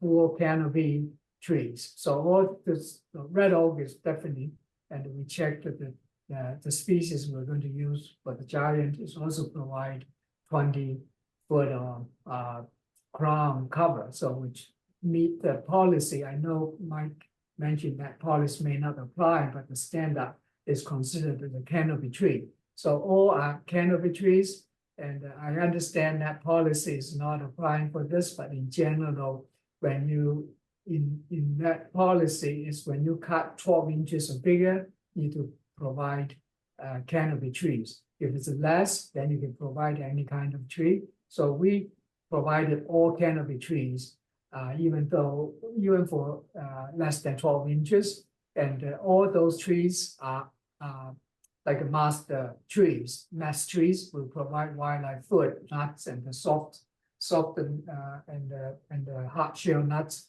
So in general, red maple. So we are, on the other side of it, we have a few red maples too. So you can provide food value for a variety of wildlife. So not just hard shell nuts. So for lot 2, the total disturbance area. So it's just that red line area here, and which is 1573 square feet for the grading. But the long term, really, most of that is going to be back and not to be disturbed, because we are putting the limit of lawn almost right around the buffer zone. So all the things are just after grading. We're going to put the trees will be kind of stored back to a natural condition. And for the wellhead area, that's 2 parts of it. One is actually for the access to the lot 3 well, and the part is access to the lot 2. That total together, it's also about 15. Let's see, 50. Total is about 1,500. So 628 for access to well 3 and 931 for access to lot 2 well. So in the buffer zone. So which we have to keep that. So kind of probably surface be able to access for maintenance for the future. So that's for lot 2. Before I go to lot 3, or you want me to go to lot 3? No, let's stop here. Okay. I'll ask a few beginning questions. Right, and we have a rain gardens for the stormwater management, and so the stockpile. That's outside of our, Yeah. So we consider stormwater too. So right. Even though it's outside of your jurisdiction. So right, I don't know where the roof runoff is going. That is not going into the wetlands, I assume, from the house. It's not being directed towards the wetlands, but that is your little bit of ways there. I'll start with a few little things. General question. The grading there next to lot 3, that you can shift the screen down and expand a little, but what is the purpose of that grading? It actually is the septic on lot 3, Michael, even though. Worried about the breakout from that septic? Right, yeah, there's a septic right here, so. And it extends that far. I just, normally I haven't seen that kind of length of. The tool one, if you see, we like created a little bit berm also, so there's a trail running there. We're trying to reduce the runoff shooting down to the wetlands because it's relatively close. If you see the 50-foot buffer there, so we created like a berm to create in a plateau, so relatively to slow down the water coming down the hill. Whoops, you still there? So it's also for some stormwater management between the two properties, is in addition to the septic system, is that what you're saying? Right, that's correct. But we are planting this area out, so we can see it with the trees. So it's technically the buffer zone after grading, it will restore back, but with the trees, but the grading over there right now is kind of pitching toward the trails and the wetlands. So we are building a little berms up, and so to help retain and reduce the runoff. For temporary purpose. Okay, yeah, it just seems right, whether if that wasn't for the stormwater management, whether you'd be needing to do such a degree of grading that extends all the way to the left. I guess I'll just do it between those north and south. I guess it's septic there, right? Right. No, I'm just talking about all the grading of 211, 212, 213 there. That whole area there seems is more related to some other issue. Which is trying to minimize some of the incursion into the buffer zone. And it looks like the tree count's a little off there. I count at least 1, 2, 3, 4, 5, 6, 7. 1, 2, 3, 4, 5, 6, 7, 8 trees. Or maybe 9. I can't quite tell. 9, yeah, 9 trees is going to be cut. But that's both dead. Yeah, 3 are dead. Only 6 is lined. Then sliding over to the side. There's also you're also altering. No, the other way. You're also the limit of lawn is also intruding into the unaltered buffer zone. As a whole, whether that sort of arc and circle there. Yeah, Michael, I talked with Desheng about that. We can pull that back to the 100-foot line. Here's my kind of take is if you're looking right, if you're trying to make it an arc, so that's why we're giving back this big area as restored it, even though we disturb it. So this one just making the yard is like a little bit follow most of the Well, it's not a matter of giving back. It's a matter of you're still taking it. He squared it off, Michael. Right. I understand. You answered it, Bob. You answered it, Bob. It's easier to if you are living near. You don't have to go on to Shang about it. Spread it out. It's easier to maintain the marker. It's all right. We could figure out. We're not going to fight this fight, Michael. It's at the 100-foot line. It's all right. You've answered the question. Sliding a little bit towards where well 3 is. That area there that's going into well 3. Is that you need that degree of there's no tree cutting there? Like what that part looked like there, that there's no tree cutting, and whether that was pretty light, Michael, if you recall when we walked it. We looked at a lot, so I'm just wondering whether you needed all of that area to be the same thing there. That question there and around the other well, it seems like a lot of square footage. I think, Michael, the answer to that question is that it's possible. We're almost certainly going to dig both these wells at the same time, right? I mean, it just makes a ton of sense to do it that way. And what we do is we come down from outside the buffer zone, we get to well 2, we dig that, and then we're going to have to move from the location of well 2 down to well 3. And I think what's actually going to happen is we're going to find the best way to get from 2 to 3. And it's fairly flat. There's not a lot of grade in that area. Well, it looks like you're doing grading. That's why I was partially. Yeah, and what I would say is we may not need to do that grading. I think Deshang is kind of showing this as a, That's access part yeah. for it. So it's kind of identifying it. So if in the practically, if you look at it, those, because we need to make sure it's like less than 10% for slope. So for the trucks coming in, because those are, good sized trucks. They're very large rig. And we don't want to make, so if they go check there, so sometimes we have to either stone it because otherwise they get stuck. So they cannot drive in on like a very soft ground. Well, I would hope you wouldn't do it when it's soft and whatever, that you would do No, it when it's dry, and if you need to do it, you put down plywood or swamp mat or whatever. Well, we can discuss probably with the drill rig. So if they come take a look, we don't need to grade it, they can just put plywood for that going into the buffer zone. I have nothing to against that, to be honest. So and for well 2, basically it's pretty much all side of the 100-foot buffer. So yeah, it's getting from well 2 to well 3. That is, we're getting deep into your zone, into the buffer zone from what is effectively 100 feet to the 50 feet. Oh yeah, no, and then first for well 2, I'll just bring up that it seems like the limit of work there is in the erosion control could be pulled in, but the limit of work to 931 square feet. I agree with you.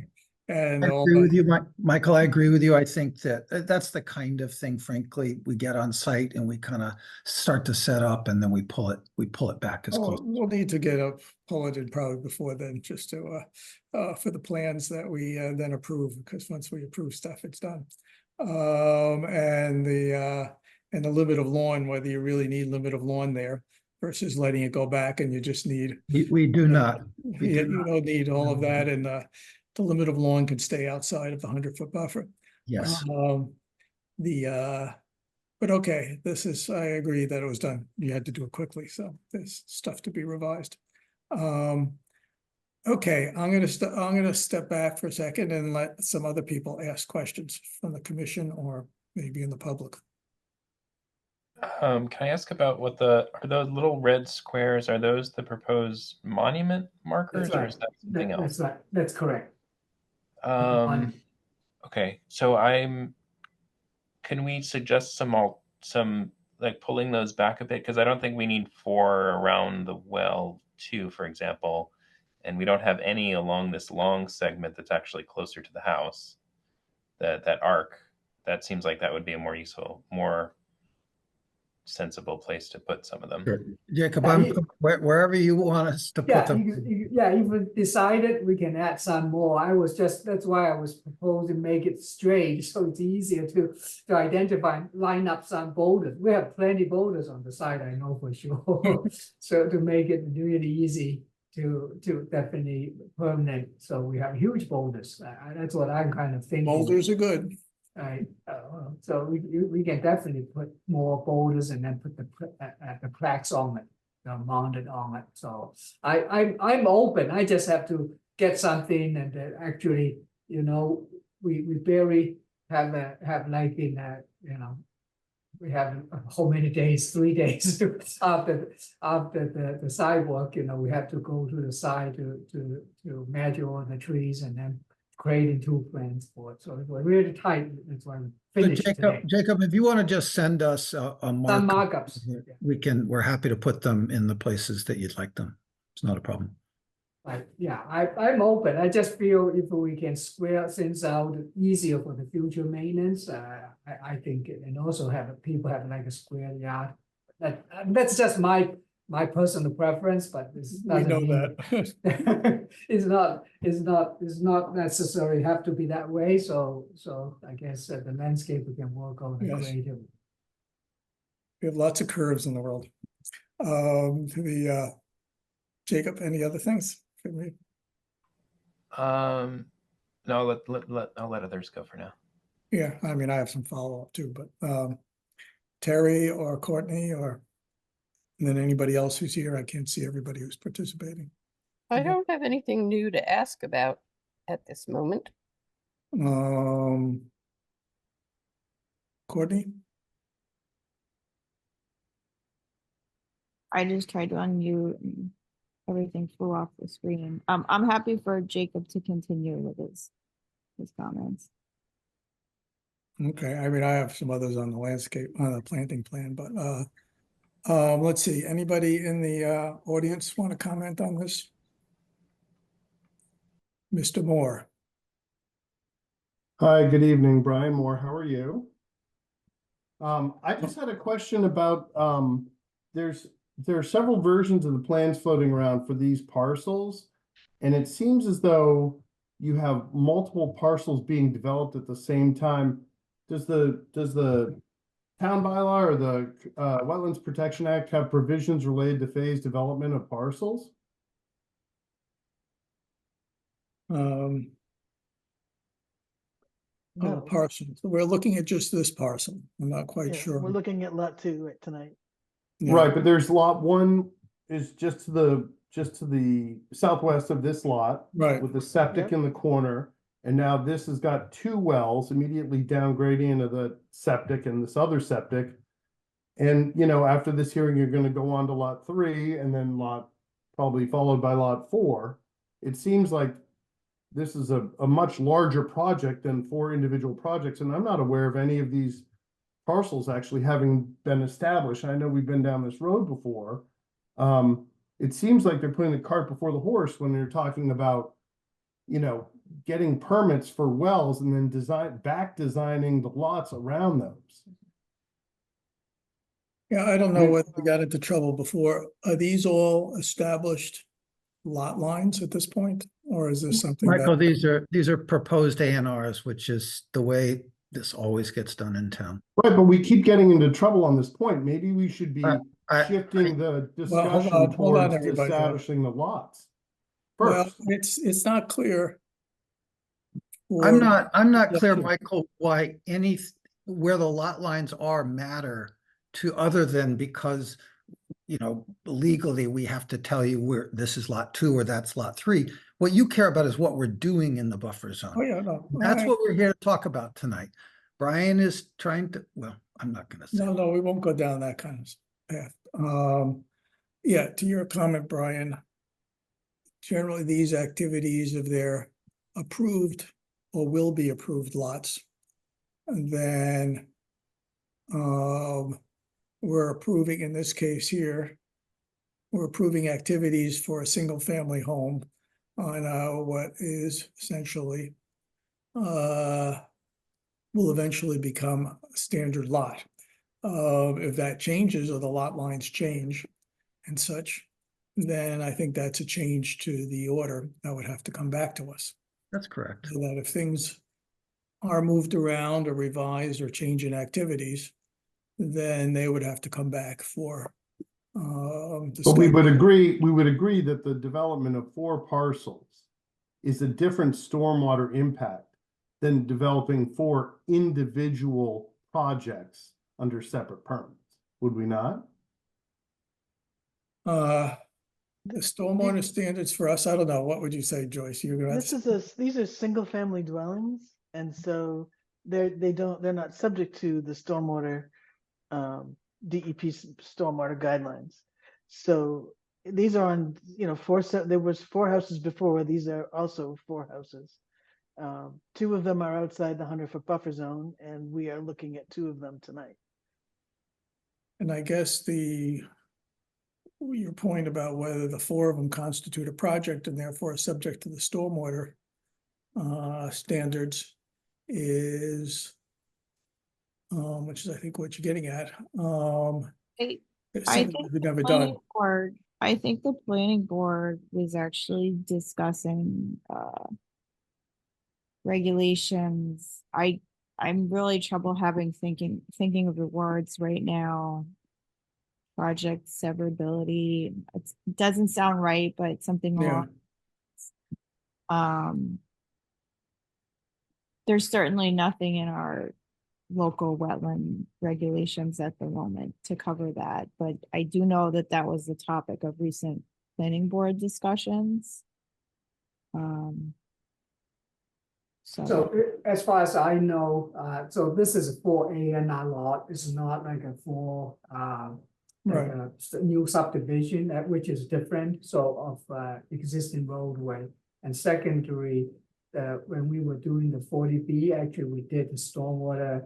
That's why all the rain gardens and the features was put in. We kept that. So we to the best we can to not because we are required, but we just feel it's the right thing to do. So we don't want to add in any extra stormwater burdens to the street or to the neighbors. So all the 4 lots was Or the carefully and the wetlands too. That's why you asked me in the back why we have a little brown grade in there. Is right now all the water is run toward the trail nearby. If we don't try to stop it, so after you have houses or things, definitely will. That's why we created all the rain gardens and the stormwater slow down, plateau berms. So and then restore back. So yeah, I don't think we are I agree with the Joyce. We are not subject to the stormwater regulation because of the single family house lot on existing street. We don't have to go further on that, Brian, to your point. There's not a cumulative thing here or a group thing that we will be addressing as part of this, even though it's an interesting issue. It's happened. But we're looking at each lot individually. As we often do, we can look at cumulative effects and we can worry about if there's impacts from one side to the other, like we're trying to deal with the grading on the edge of there. Are there other people's comments or you have different comment, Brian? No, thank you for taking my comment. Appreciate it. Sure. Is there any other comments before I go again? I mean, I can add a few more if you want. Sure, by all means. So we'll figure out what the next steps are. So first one is the little circles on the proposed sort of monument locations. Those look good to me, except for one. We should also have one in the upper right corner, sort of limited lawn somewhere around there. And then I had a question about. So we talked about pulling back the limit of lawn around the well, around well 2. Would we do the same for the access to well 3 after construction, and sort of what would end up in that area after construction? Sure, Jacob. I think that's a reasonable request. We can definitely do that. Absolutely. Right. That's my question for you, actually. What you would, of course, I just do a quick one, use all the limit of lawn symbol, but obviously we definitely don't have to go to making a manicure lawn around that path. So it's only 10 foot, wide for the water line maintenance, and just to dragging down shrubs or anything or trees to growing over it. That's because that's for the utility maintenance purpose. Well, you're getting into lot 3. Let's just stay with lot 2 with the right. Lot 2 is just that's for the same token. Well, that's the access to lot 2 is zone. simpler because it's out of the buffer zone. Exactly.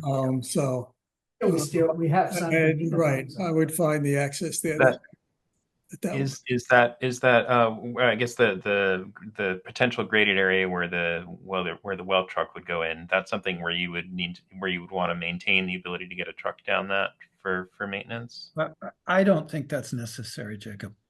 I really don't. I think that's overkill. Okay.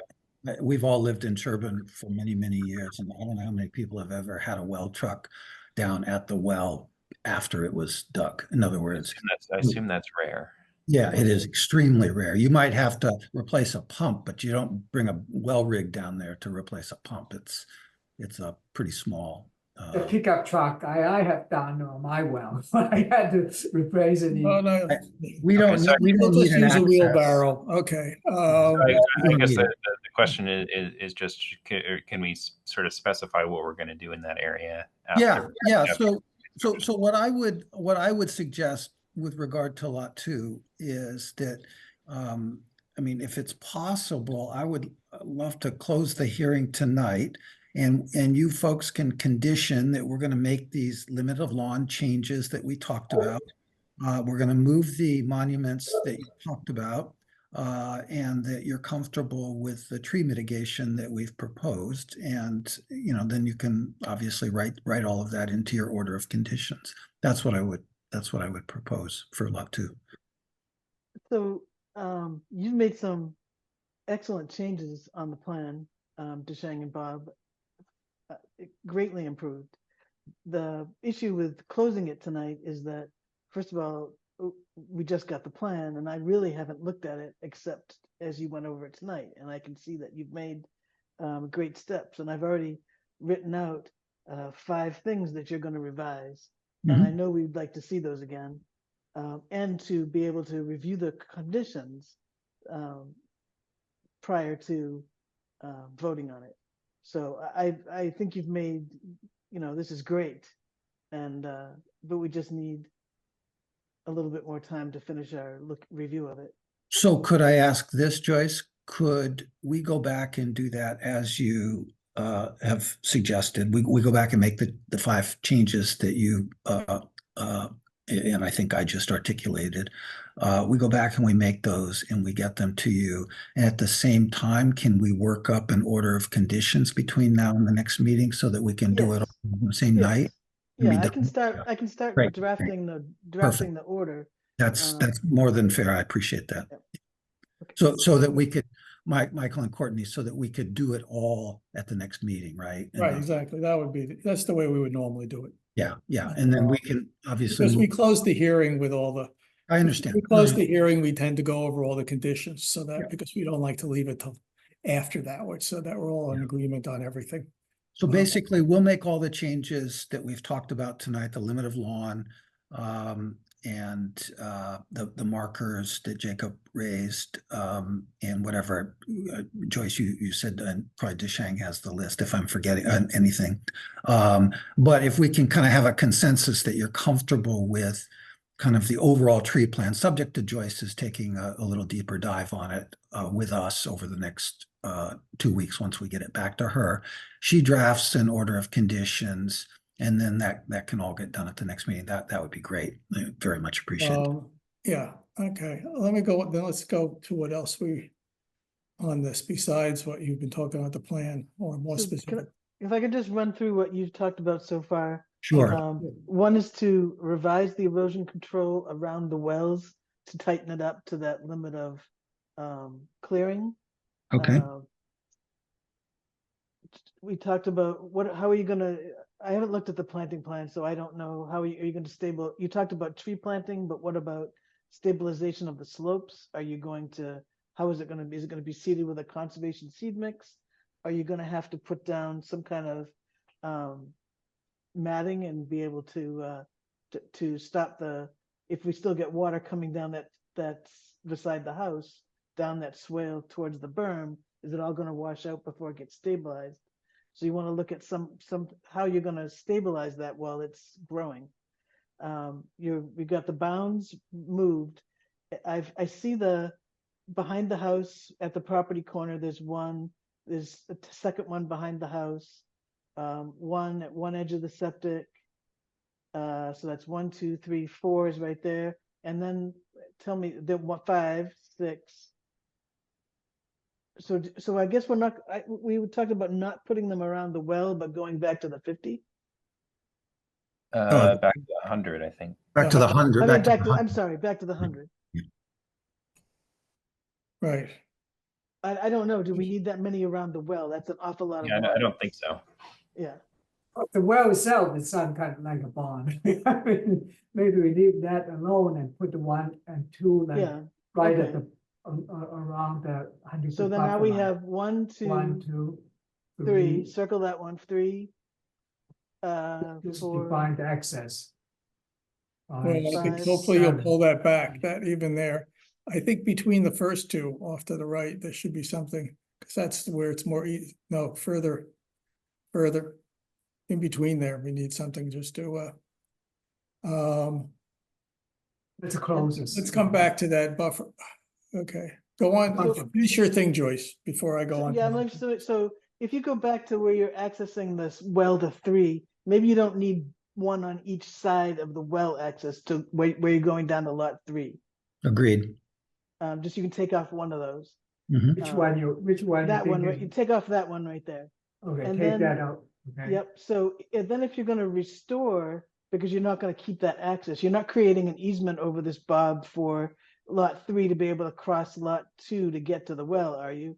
So then, That wasn't my intent for, okay. yeah. So then we could get, so you're going to restore that area right there with, how are you going to restore that area? That, if you could address that. I'm, Yeah, we can, you know, you can control seed mix, probably seeded with some, Whatever it is, you have to put it down. You don't have to tell us. Yeah, we're but just you gonna, should- just address that. Whether it's more than just seed mix, whether putting some shrubs or whatever, depending on what goes there. yeah, I mean, then, that's gonna end up being a pretty wild spot again, once fine. we're out of there, yeah. Yeah, So we I would say Whatever just, it is. Yeah. anyway, we'll figure it out, but I would say just the conservation to put plants there is a total waste, you know. Plants can be put other places that are gonna be more impactful. That's just gonna grow right back up, given where it is. No, we'll find and out. then, just saying, you put the little, you're gonna move the tree line out. Along In the the- middle there. Yeah. And we'll then follow. if you could actually label it limit of lawn, limit of, we know the erosion control is. Is that where you're gonna put the erosion control for lot 2? Yeah. Do we need a question. double? Well, I can, we can definitely put, because we have to grade in this, so we'll come in here and after restoration, you don't need if we do a erosion control, we already have one over there. It's Yes, woods. but you Yeah, but should, that's there not should the- be erosion control to mark the limit of work. Just so that you know where it is and Bob Okay. knows where it is, but the guy Okay. operating the machine doesn't.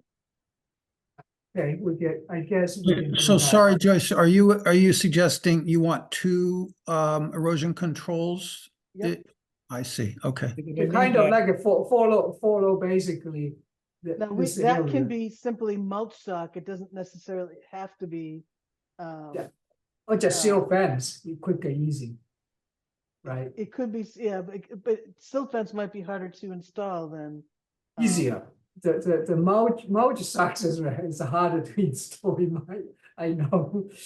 We can just Yeah, but demarcation. there's It's a more lot of like a- grading going on. I think we need erosion control as opposed to simply a limit of work. Yep, okay. Well, then we Along just Along do that the edge same thing. there. And That's, okay, and then, I think that was, so again, when you get back to the physically label limit of lawn where it is, along the edge, just so that when someone comes back to look at the plan, they know what the limit was. Mhm. Okay, yeah, up, yeah, we kind of like follow the buffer But zone. that, I pretty much. just mark it, just label it. Yeah, we will label it. Okay, yeah, for this lot is easier anyhow, because it's really right now based on it, we are pulling out outside of the buffer zone or just follow the buffer zone line. And Joyce, can you remind me, how many of the bounds did you end up counting?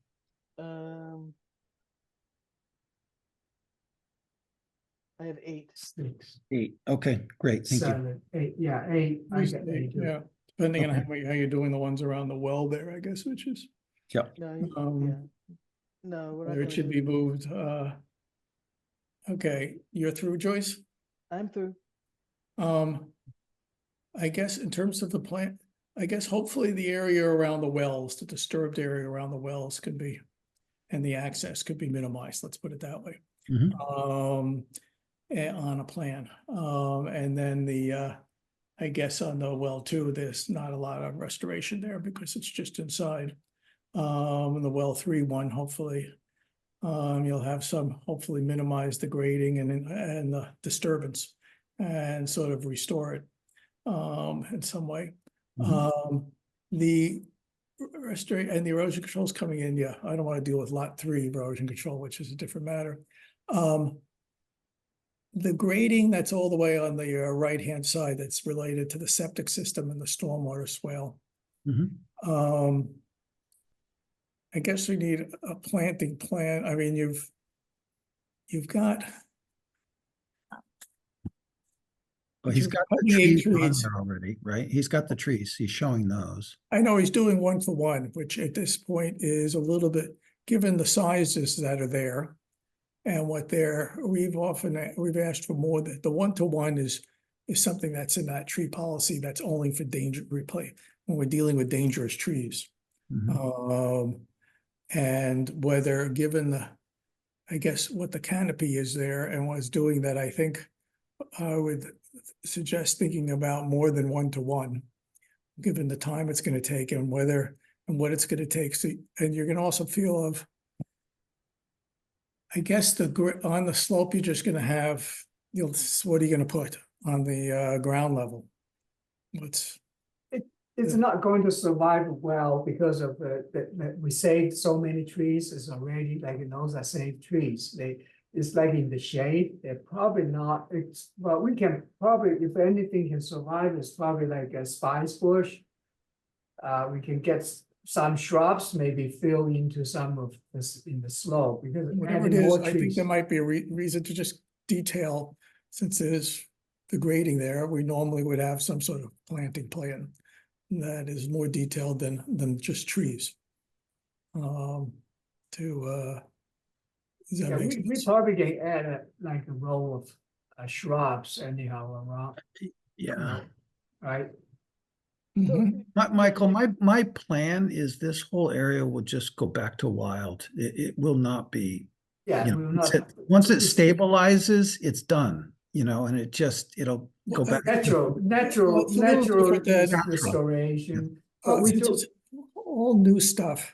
You're putting all new topsoil, whatever. It's not like you're driving through existing buffer zone that then comes back on its own because of the seed bank and the soil. No, I'm not saying we don't need a plant. We absolutely, but the idea, in my mind, the trees and then the conservation mix to hold it. The idea of getting into shrubs down in there just seems shady white flower seed mix.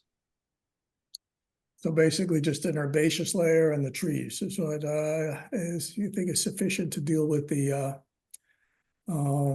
given that it's going to just go back to a very natural state once we're done, right? Well, I'm just saying because it's graded, it's not that simple. That's not that kind of simple thing compared to other places that are disturbed and you already have the seed bank. I don't know what other people on the commission think about whether we need a little bit more than just some seed mix and hopefully I would actually be more in this specific spot, given how little invasives there are in there. I would actually be more concerned about monitoring and sort of keeping track of what comes back while it's stabilizing. Sure, fair enough. Yeah, we don't want invasives in there. And you probably don't want to throw any. If we do, we probably have a native shady woods. Shady seed mix. So yeah, I don't know how much. I can't remember how much of the crown is coming down and how open it will be. So I'm looking to others whether I don't know whether Terry or Courtney or Joyce, you have any feelings about plan there. No, Mike, you see those are the circles are hold on. Just hold on. Hold yourself for a moment. I'm just trying to get input from others. Right, if we're talking about the grading basically to the right of the house, that looks pretty much like a 1-for-1 slope. That's fairly steep, and it may be slightly overly optimistic to think that just, a prairie mix of deep-rooted grasses and so forth is going to hold that. Sorry, Terry. Those are 3-to-1. Those are 3-to-1. Not 1-to-1. Those are 3-to-1 slope. Those are 1-foot contours. Right. 1-foot contours. Right, but if it's hard to tell the scale. Let's put it this way: it's not as steep as 1-to-1. Let's put it that way. Without even though we don't have the scale there. Yeah, I don't see a scale. But even if it's 1-to-3, what do you think about the planting issues? I think it's gonna need some stabilization. I don't know that it needs to be shrubs, but sort of to my comment earlier, having something that's gonna keep runoff in our very wet weather from just taking all the seed off. And then you're really off to the races. And what comes up is kind of opposite. Yeah, he'll have to have, I mean, there's a 2-year period of checking to make sure that something grows there and that there's not erosion.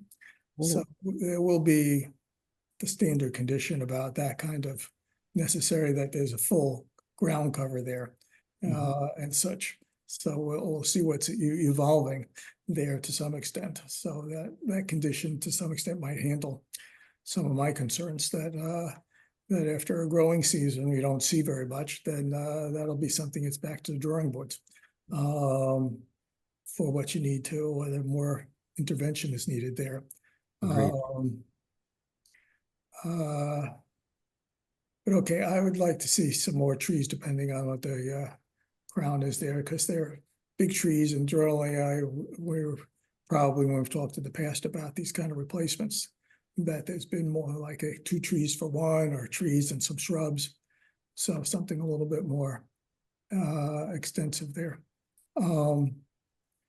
Okay, what other feedback do we want to give them? Okay. How many more trees if we do?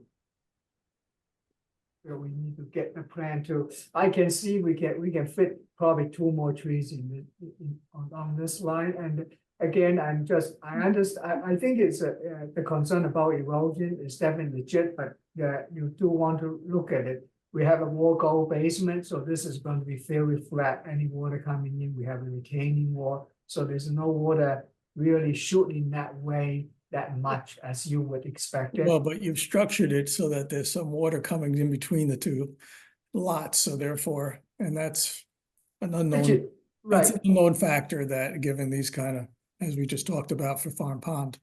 Right, we have to consider the ground cover, not shrubs. I don't want to spend more on it now. Right. I don't think it's worth talking more about now. We'll add, Michael, some trees to the plan and come back and see if and whether you feel like it's appropriate for anything else other than just herbaceous. Mayor, honestly, just to generally say to the commission, not having a policy on this is very hard, because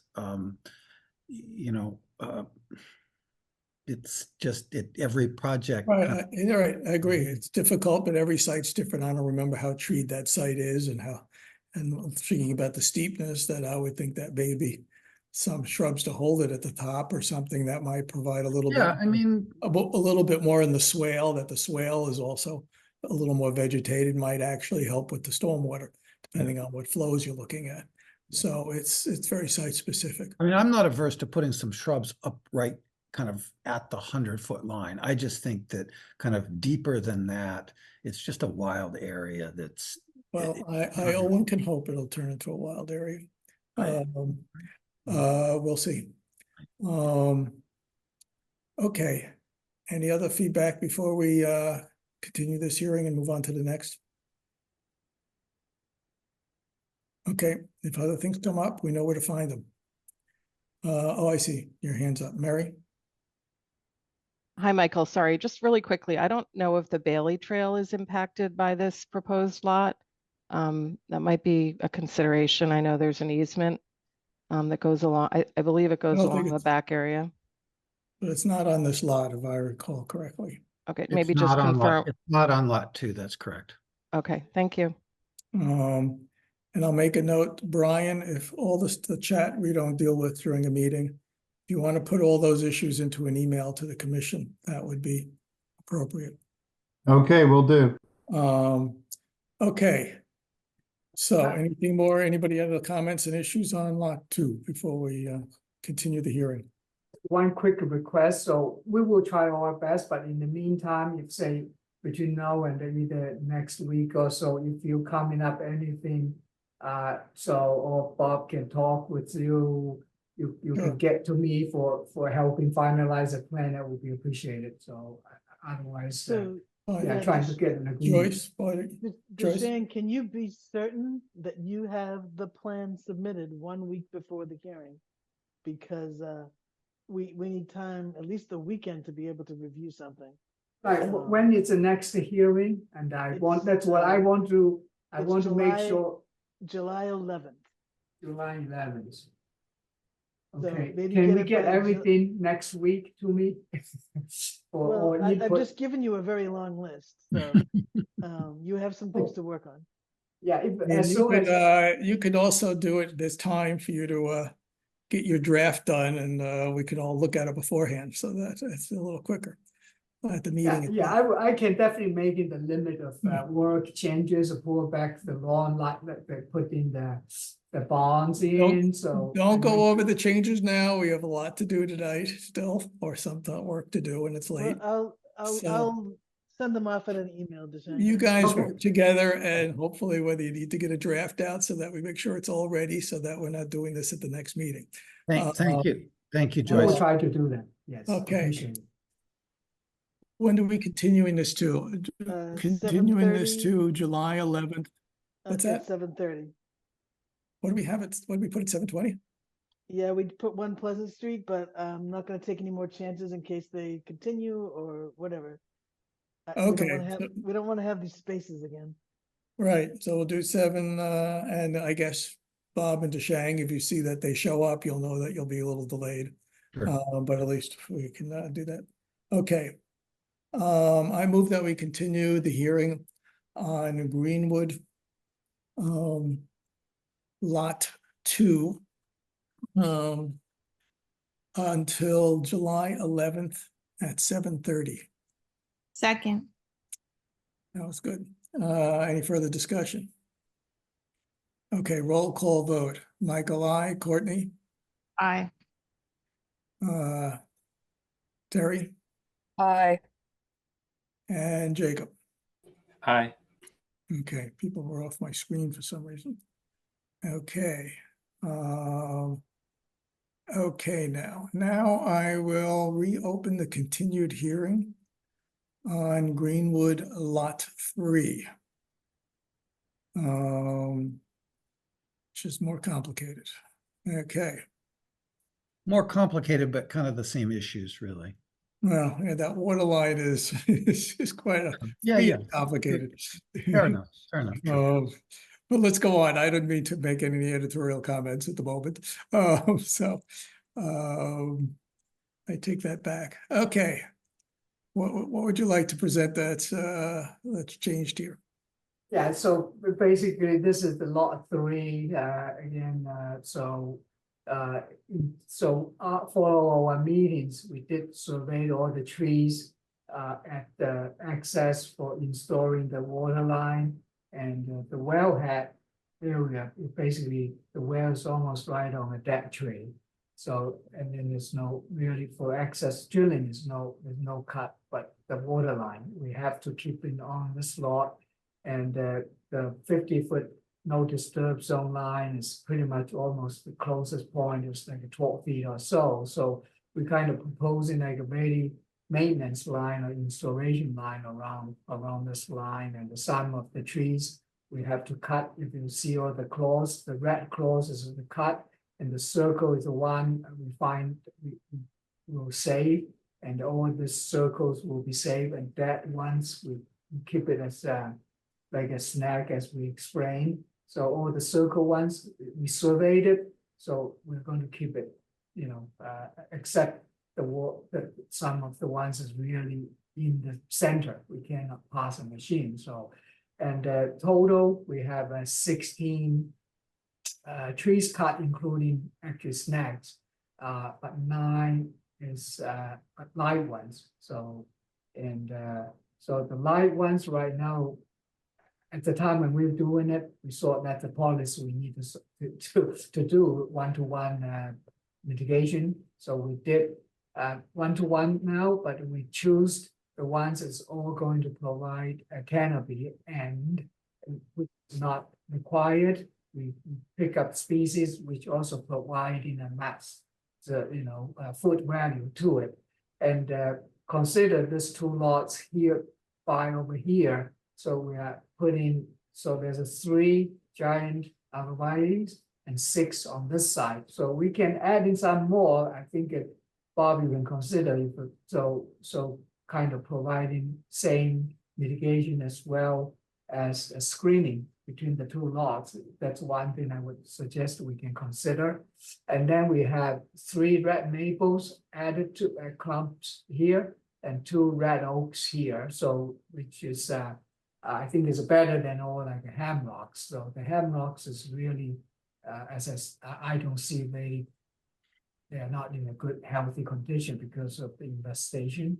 So from that perspective, and the grading is for the septic right now, you will see it. So when you have the slope grading down, that's why where the water pitching, we propose that burn to holding up the water rather than that the water shooting down to the trail. So the line is the easement of the trail. I think the actual trail is like in a little bit so center over there. But so we barely we will not really need to be touched. So if you look in the erosion control line, it's almost probably right at the closest one is this little corner will be set at the trail path, but the digging will be 5 feet in.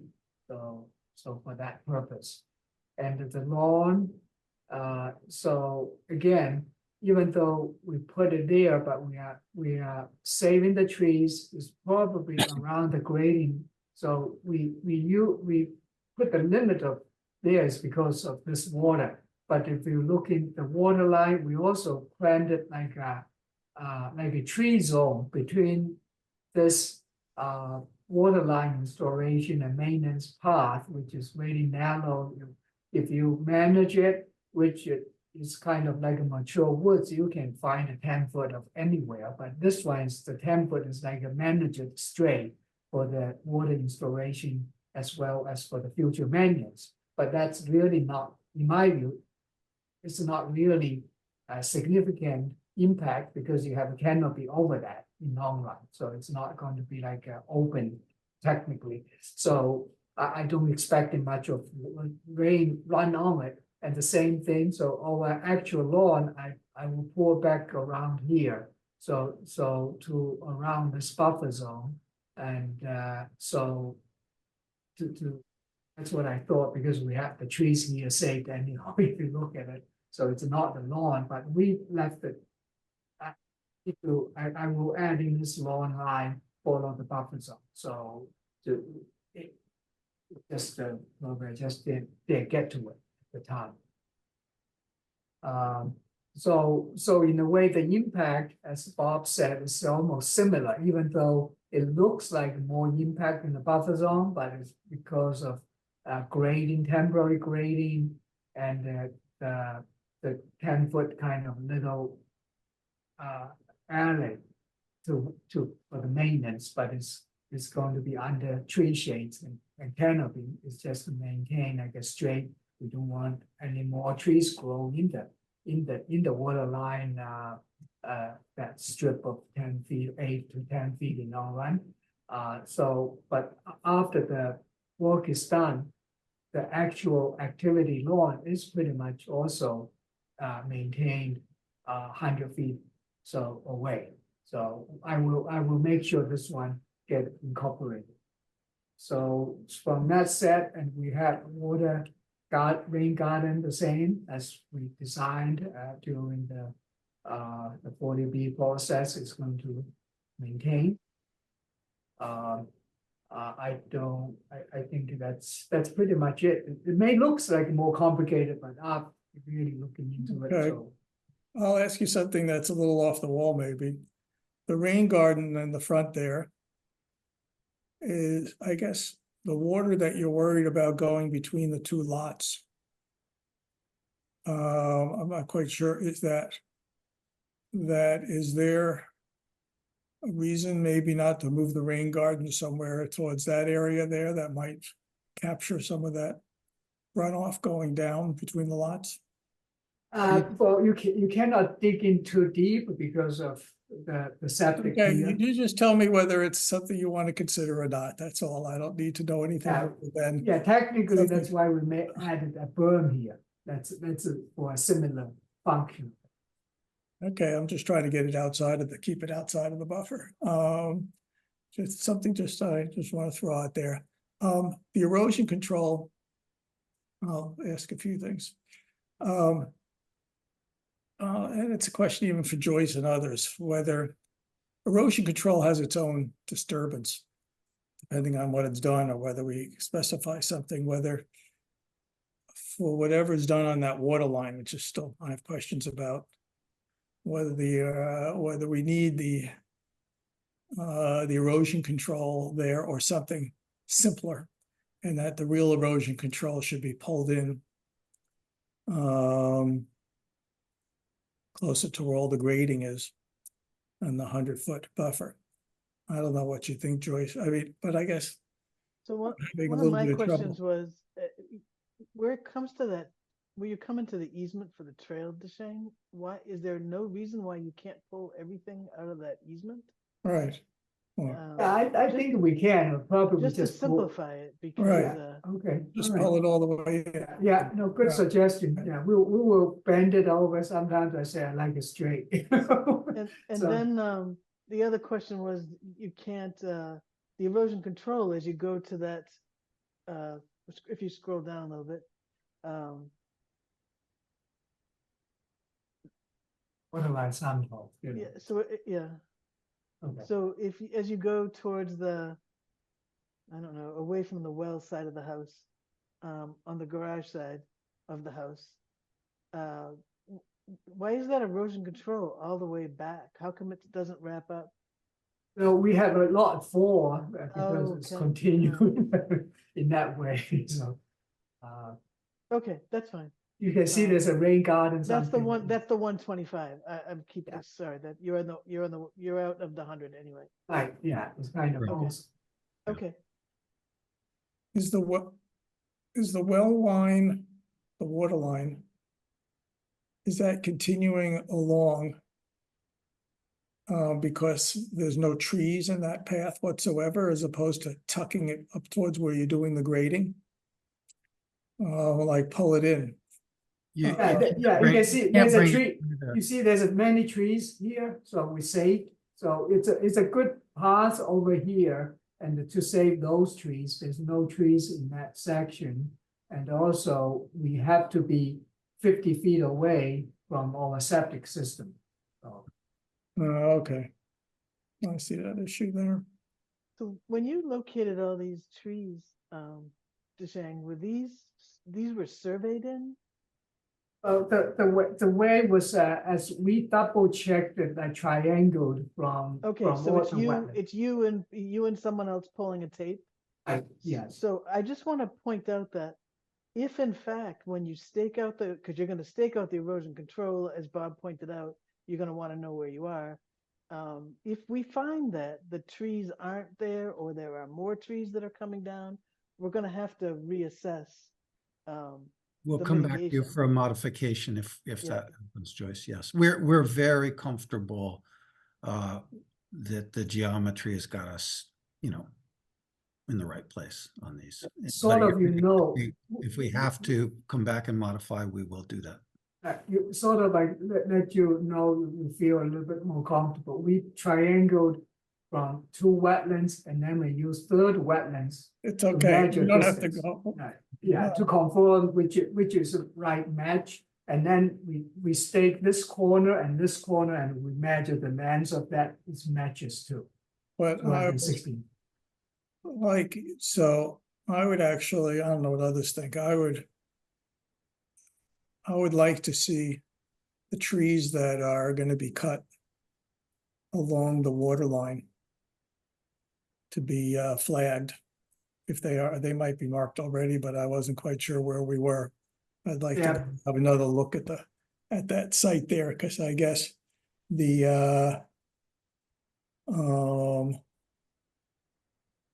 I guess just to feel more comfortable with what the disturbance will be. I mean, and that's going to be a temporary disturbance. In the end, you're gonna let that go back, that whole lawn thing? Absolutely. Disappearing. And that'll just be, left alone there and restored. Correct. And there'll be some restoration, whatever that he needs to do.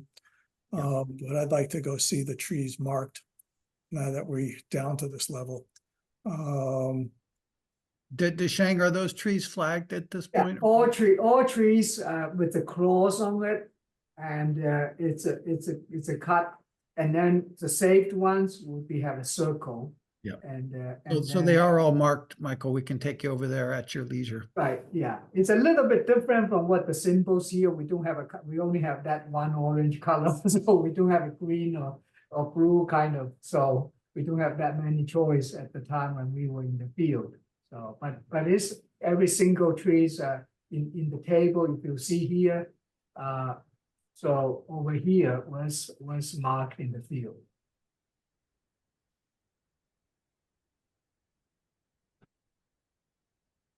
Definitely welcome to go and check it out. So. Right, I mean, I guess you have fresh. to, I guess it would be important to mark when you do this square footage. We do this to mark what is, I guess, all the disturbances to some extent temporary. But I'd like to know the area that's going to be graded versus just the area that's going to be disturbed for the water line.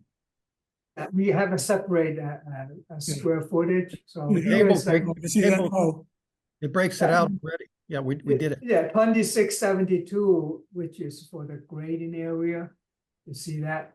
And then the rest of it is for the well, which is like do you really need it to be that big? It looks like, why is that red going out so far? So the red one, because there's some also plantings. So if you want to further breaking down, we can say, okay, this part is going to planting trees. It's not, so the real grading is much smaller.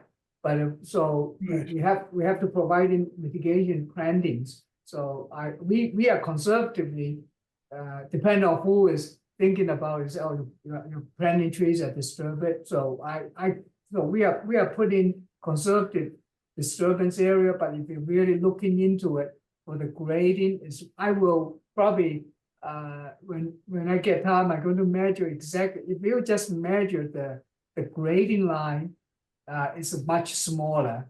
But again, when you have to have a contract coming in to go to do the water line and planting the trees, it get to be a little bit conservative in my view, is to get that estimate a little bit bigger, but it doesn't mean you have to have the equal disturbance severity. So okay. No, I see your point. Yeah, no, I was just thinking that hopefully there's not a lot of disturbance for planting some trees. right, you still consider disturbance, but it's so in a way that that's why the plan is important to show different features in here. So if you look in the real grading, no, it's just that the red line, I guess, because the red line doesn't include one red maple and includes another red maple, so that's why it's just that red dotted line is a little unclear as to. I mean, it's definitely overstating the disturbance, Michael. Well, right. Well, depending on how you see it, if in that area is disturbance, then you cannot say, oh, I just need to calculate the hole. You dig a hole at 3 feet wide as a disturbance, okay. But you need a driving machine there. You consider or not. Yeah, you can either way. People can argue, but I can explain to you what it is. Okay. What it is. I'll pull back on that. What do other people on the commission think? It's late. I have a couple of questions that are basically the same as the were for the other lot. So what is the eventual? So I heard mention of changing the lawn limits. Is that effectively going to be there's no it follows the 100-foot line and there's nothing, there won't be anything outside that? Well, so Jacob, what I would say is that what Deshang has shown, if you look at the water line, right, it shows like that's lawn. That's not going to be lawn. That's just an area that obviously we dug to It'll put be the disturbed water temporarily. line, Yeah, and yeah. we'll throw some, seed down or whatever, folks think is appropriate. But that's not lawn. I mean, I have no interest in lawn going basically beyond the 100-foot line. Okay, so in the whatever revised version we'll talk about that, that'll show the limit of lawn just following the 100-foot around the house, and then Yeah, and there as long as you all I think what DeShane was trying to do was to show you where we're putting the water line. There'll be obviously disturbance that we'll need to replant, but it's no means lawn. Okay. Right, And then yeah, it looks like you're moving. So and then after that, it makes sense to move all the boundaries into here. I don't even see why we'd need any boundaries down by the well. Along the 100-foot line, Jacob, is that what you're saying? Yes. Yeah, So you I'm don't- fine with that.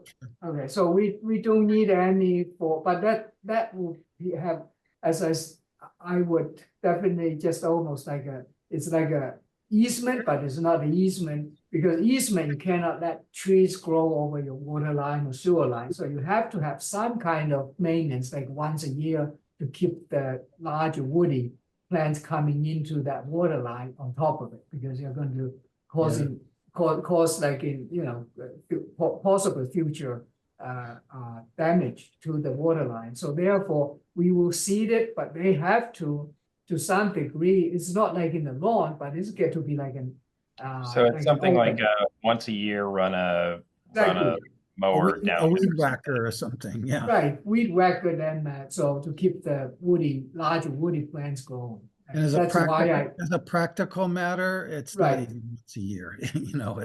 It's just to make sure a tree doesn't grow over your water line, Right, right? you don't need to remove anything other than the trees. Yeah, I mean, it's You down, the don't water have to line's run a down. device down there and you I just. mean, the truth the is, at Abbey Road, for example, we did exactly the same thing. We ran water lines through the woods, right? And nobody's thought about it since. Now, DeShane is telling us that's probably not smart, and we should run a weed whacker on it. But it's So not. once a You year. don't even want a weed whacker because it's the heavier stuff of that. You just want to get the woody material, the Right. tree-based stuff Exactly. out. Which I guess. But so Jacob, you would like for us to not show those green squiggly lines. I would like those to show, but show somehow differently. Somehow Okay, say that this yeah, is an area where we have to manage trees, and that's separate from where the lawn Okay. limit or around the house will be. That's fair enough. Somehow indicated differently. Yeah, that's fine. No, that makes sense. I thought about it, but I just say, well, I Okay. By market, Jacob, what else do you have? It looks like I see squiggles that I assume are the new monument locations. That looks fine. Marking the monument here. And then I kind of assume we're going to talk about trees, but I don't see anywhere else that will need more trees. So I'm not sure. I mean, the same sort of how do we stabilize the slope questions, but I don't think there's anything different from the other lot here. Mm-hmm. I feel it's more like a ground cover temporary stabilization and establish, because for erosion is not, you planting one tree, it doesn't really help much. I think it's more ground surface. It's a surface erosion. We will have to maintain it to make sure it's stabilized. The surface after grading, it will be stabilized, hydroseeding, and maybe even plus something in the valley. I think so that berm actually is going to help. So we're going to create like a berm crossing here, right? That's so and maybe by the time between the two houses, they may be making that area a little bit more flatter. I mean, at this point we are minimizing the fill, but technically they probably can making that a little bit even flatter. So practically. Well, please specify what you're proposing for that, for the ground cover. It's Sure. not, it's normally not stuff that, I don't know whether they spray some of these conservation mixes and other things, but it's standard stuff, or whether it's Right. shaded and whatever, that just we need that specified for both lots. Yeah, Makes sense. we will get, we will get Okay. like a seed, the right seed mix, for after the grading for hydro seeding the surface, which is better than just the regular hand seed, because. Would you just put forth something there that, Jacob, other comments?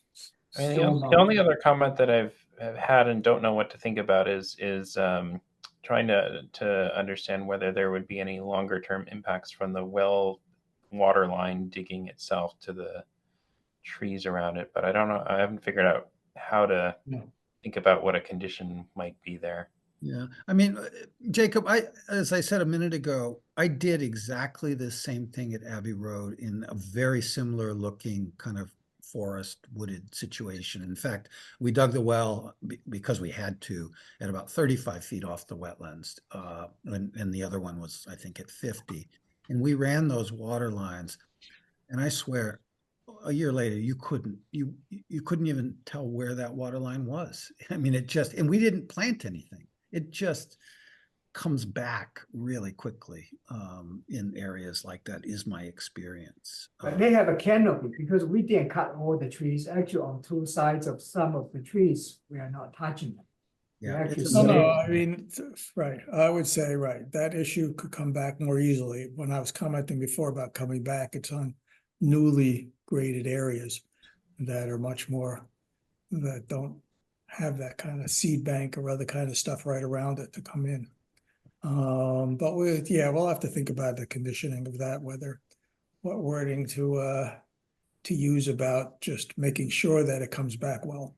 Yeah. And in order to get the certificate of compliance, for example.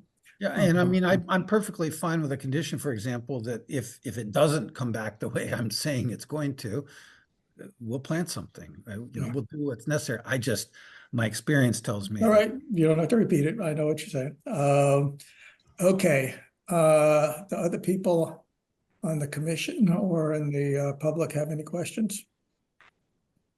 Terry and Courtney? Yeah, I know it's late for both. It's quite late.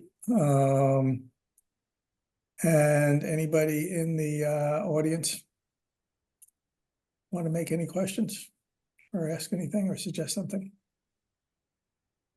Okay.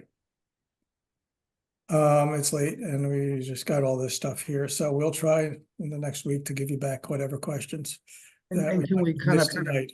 And so that sorry, Michael, can we at least take a crack at trying to do pretty much what we talked about on lot 2, which is we'll get this to you hopefully fairly quickly, the changes we've talked about tonight, and that Joyce can go to work on an order of conditions similarly on 3 to 2. Yes, we would like to do that too.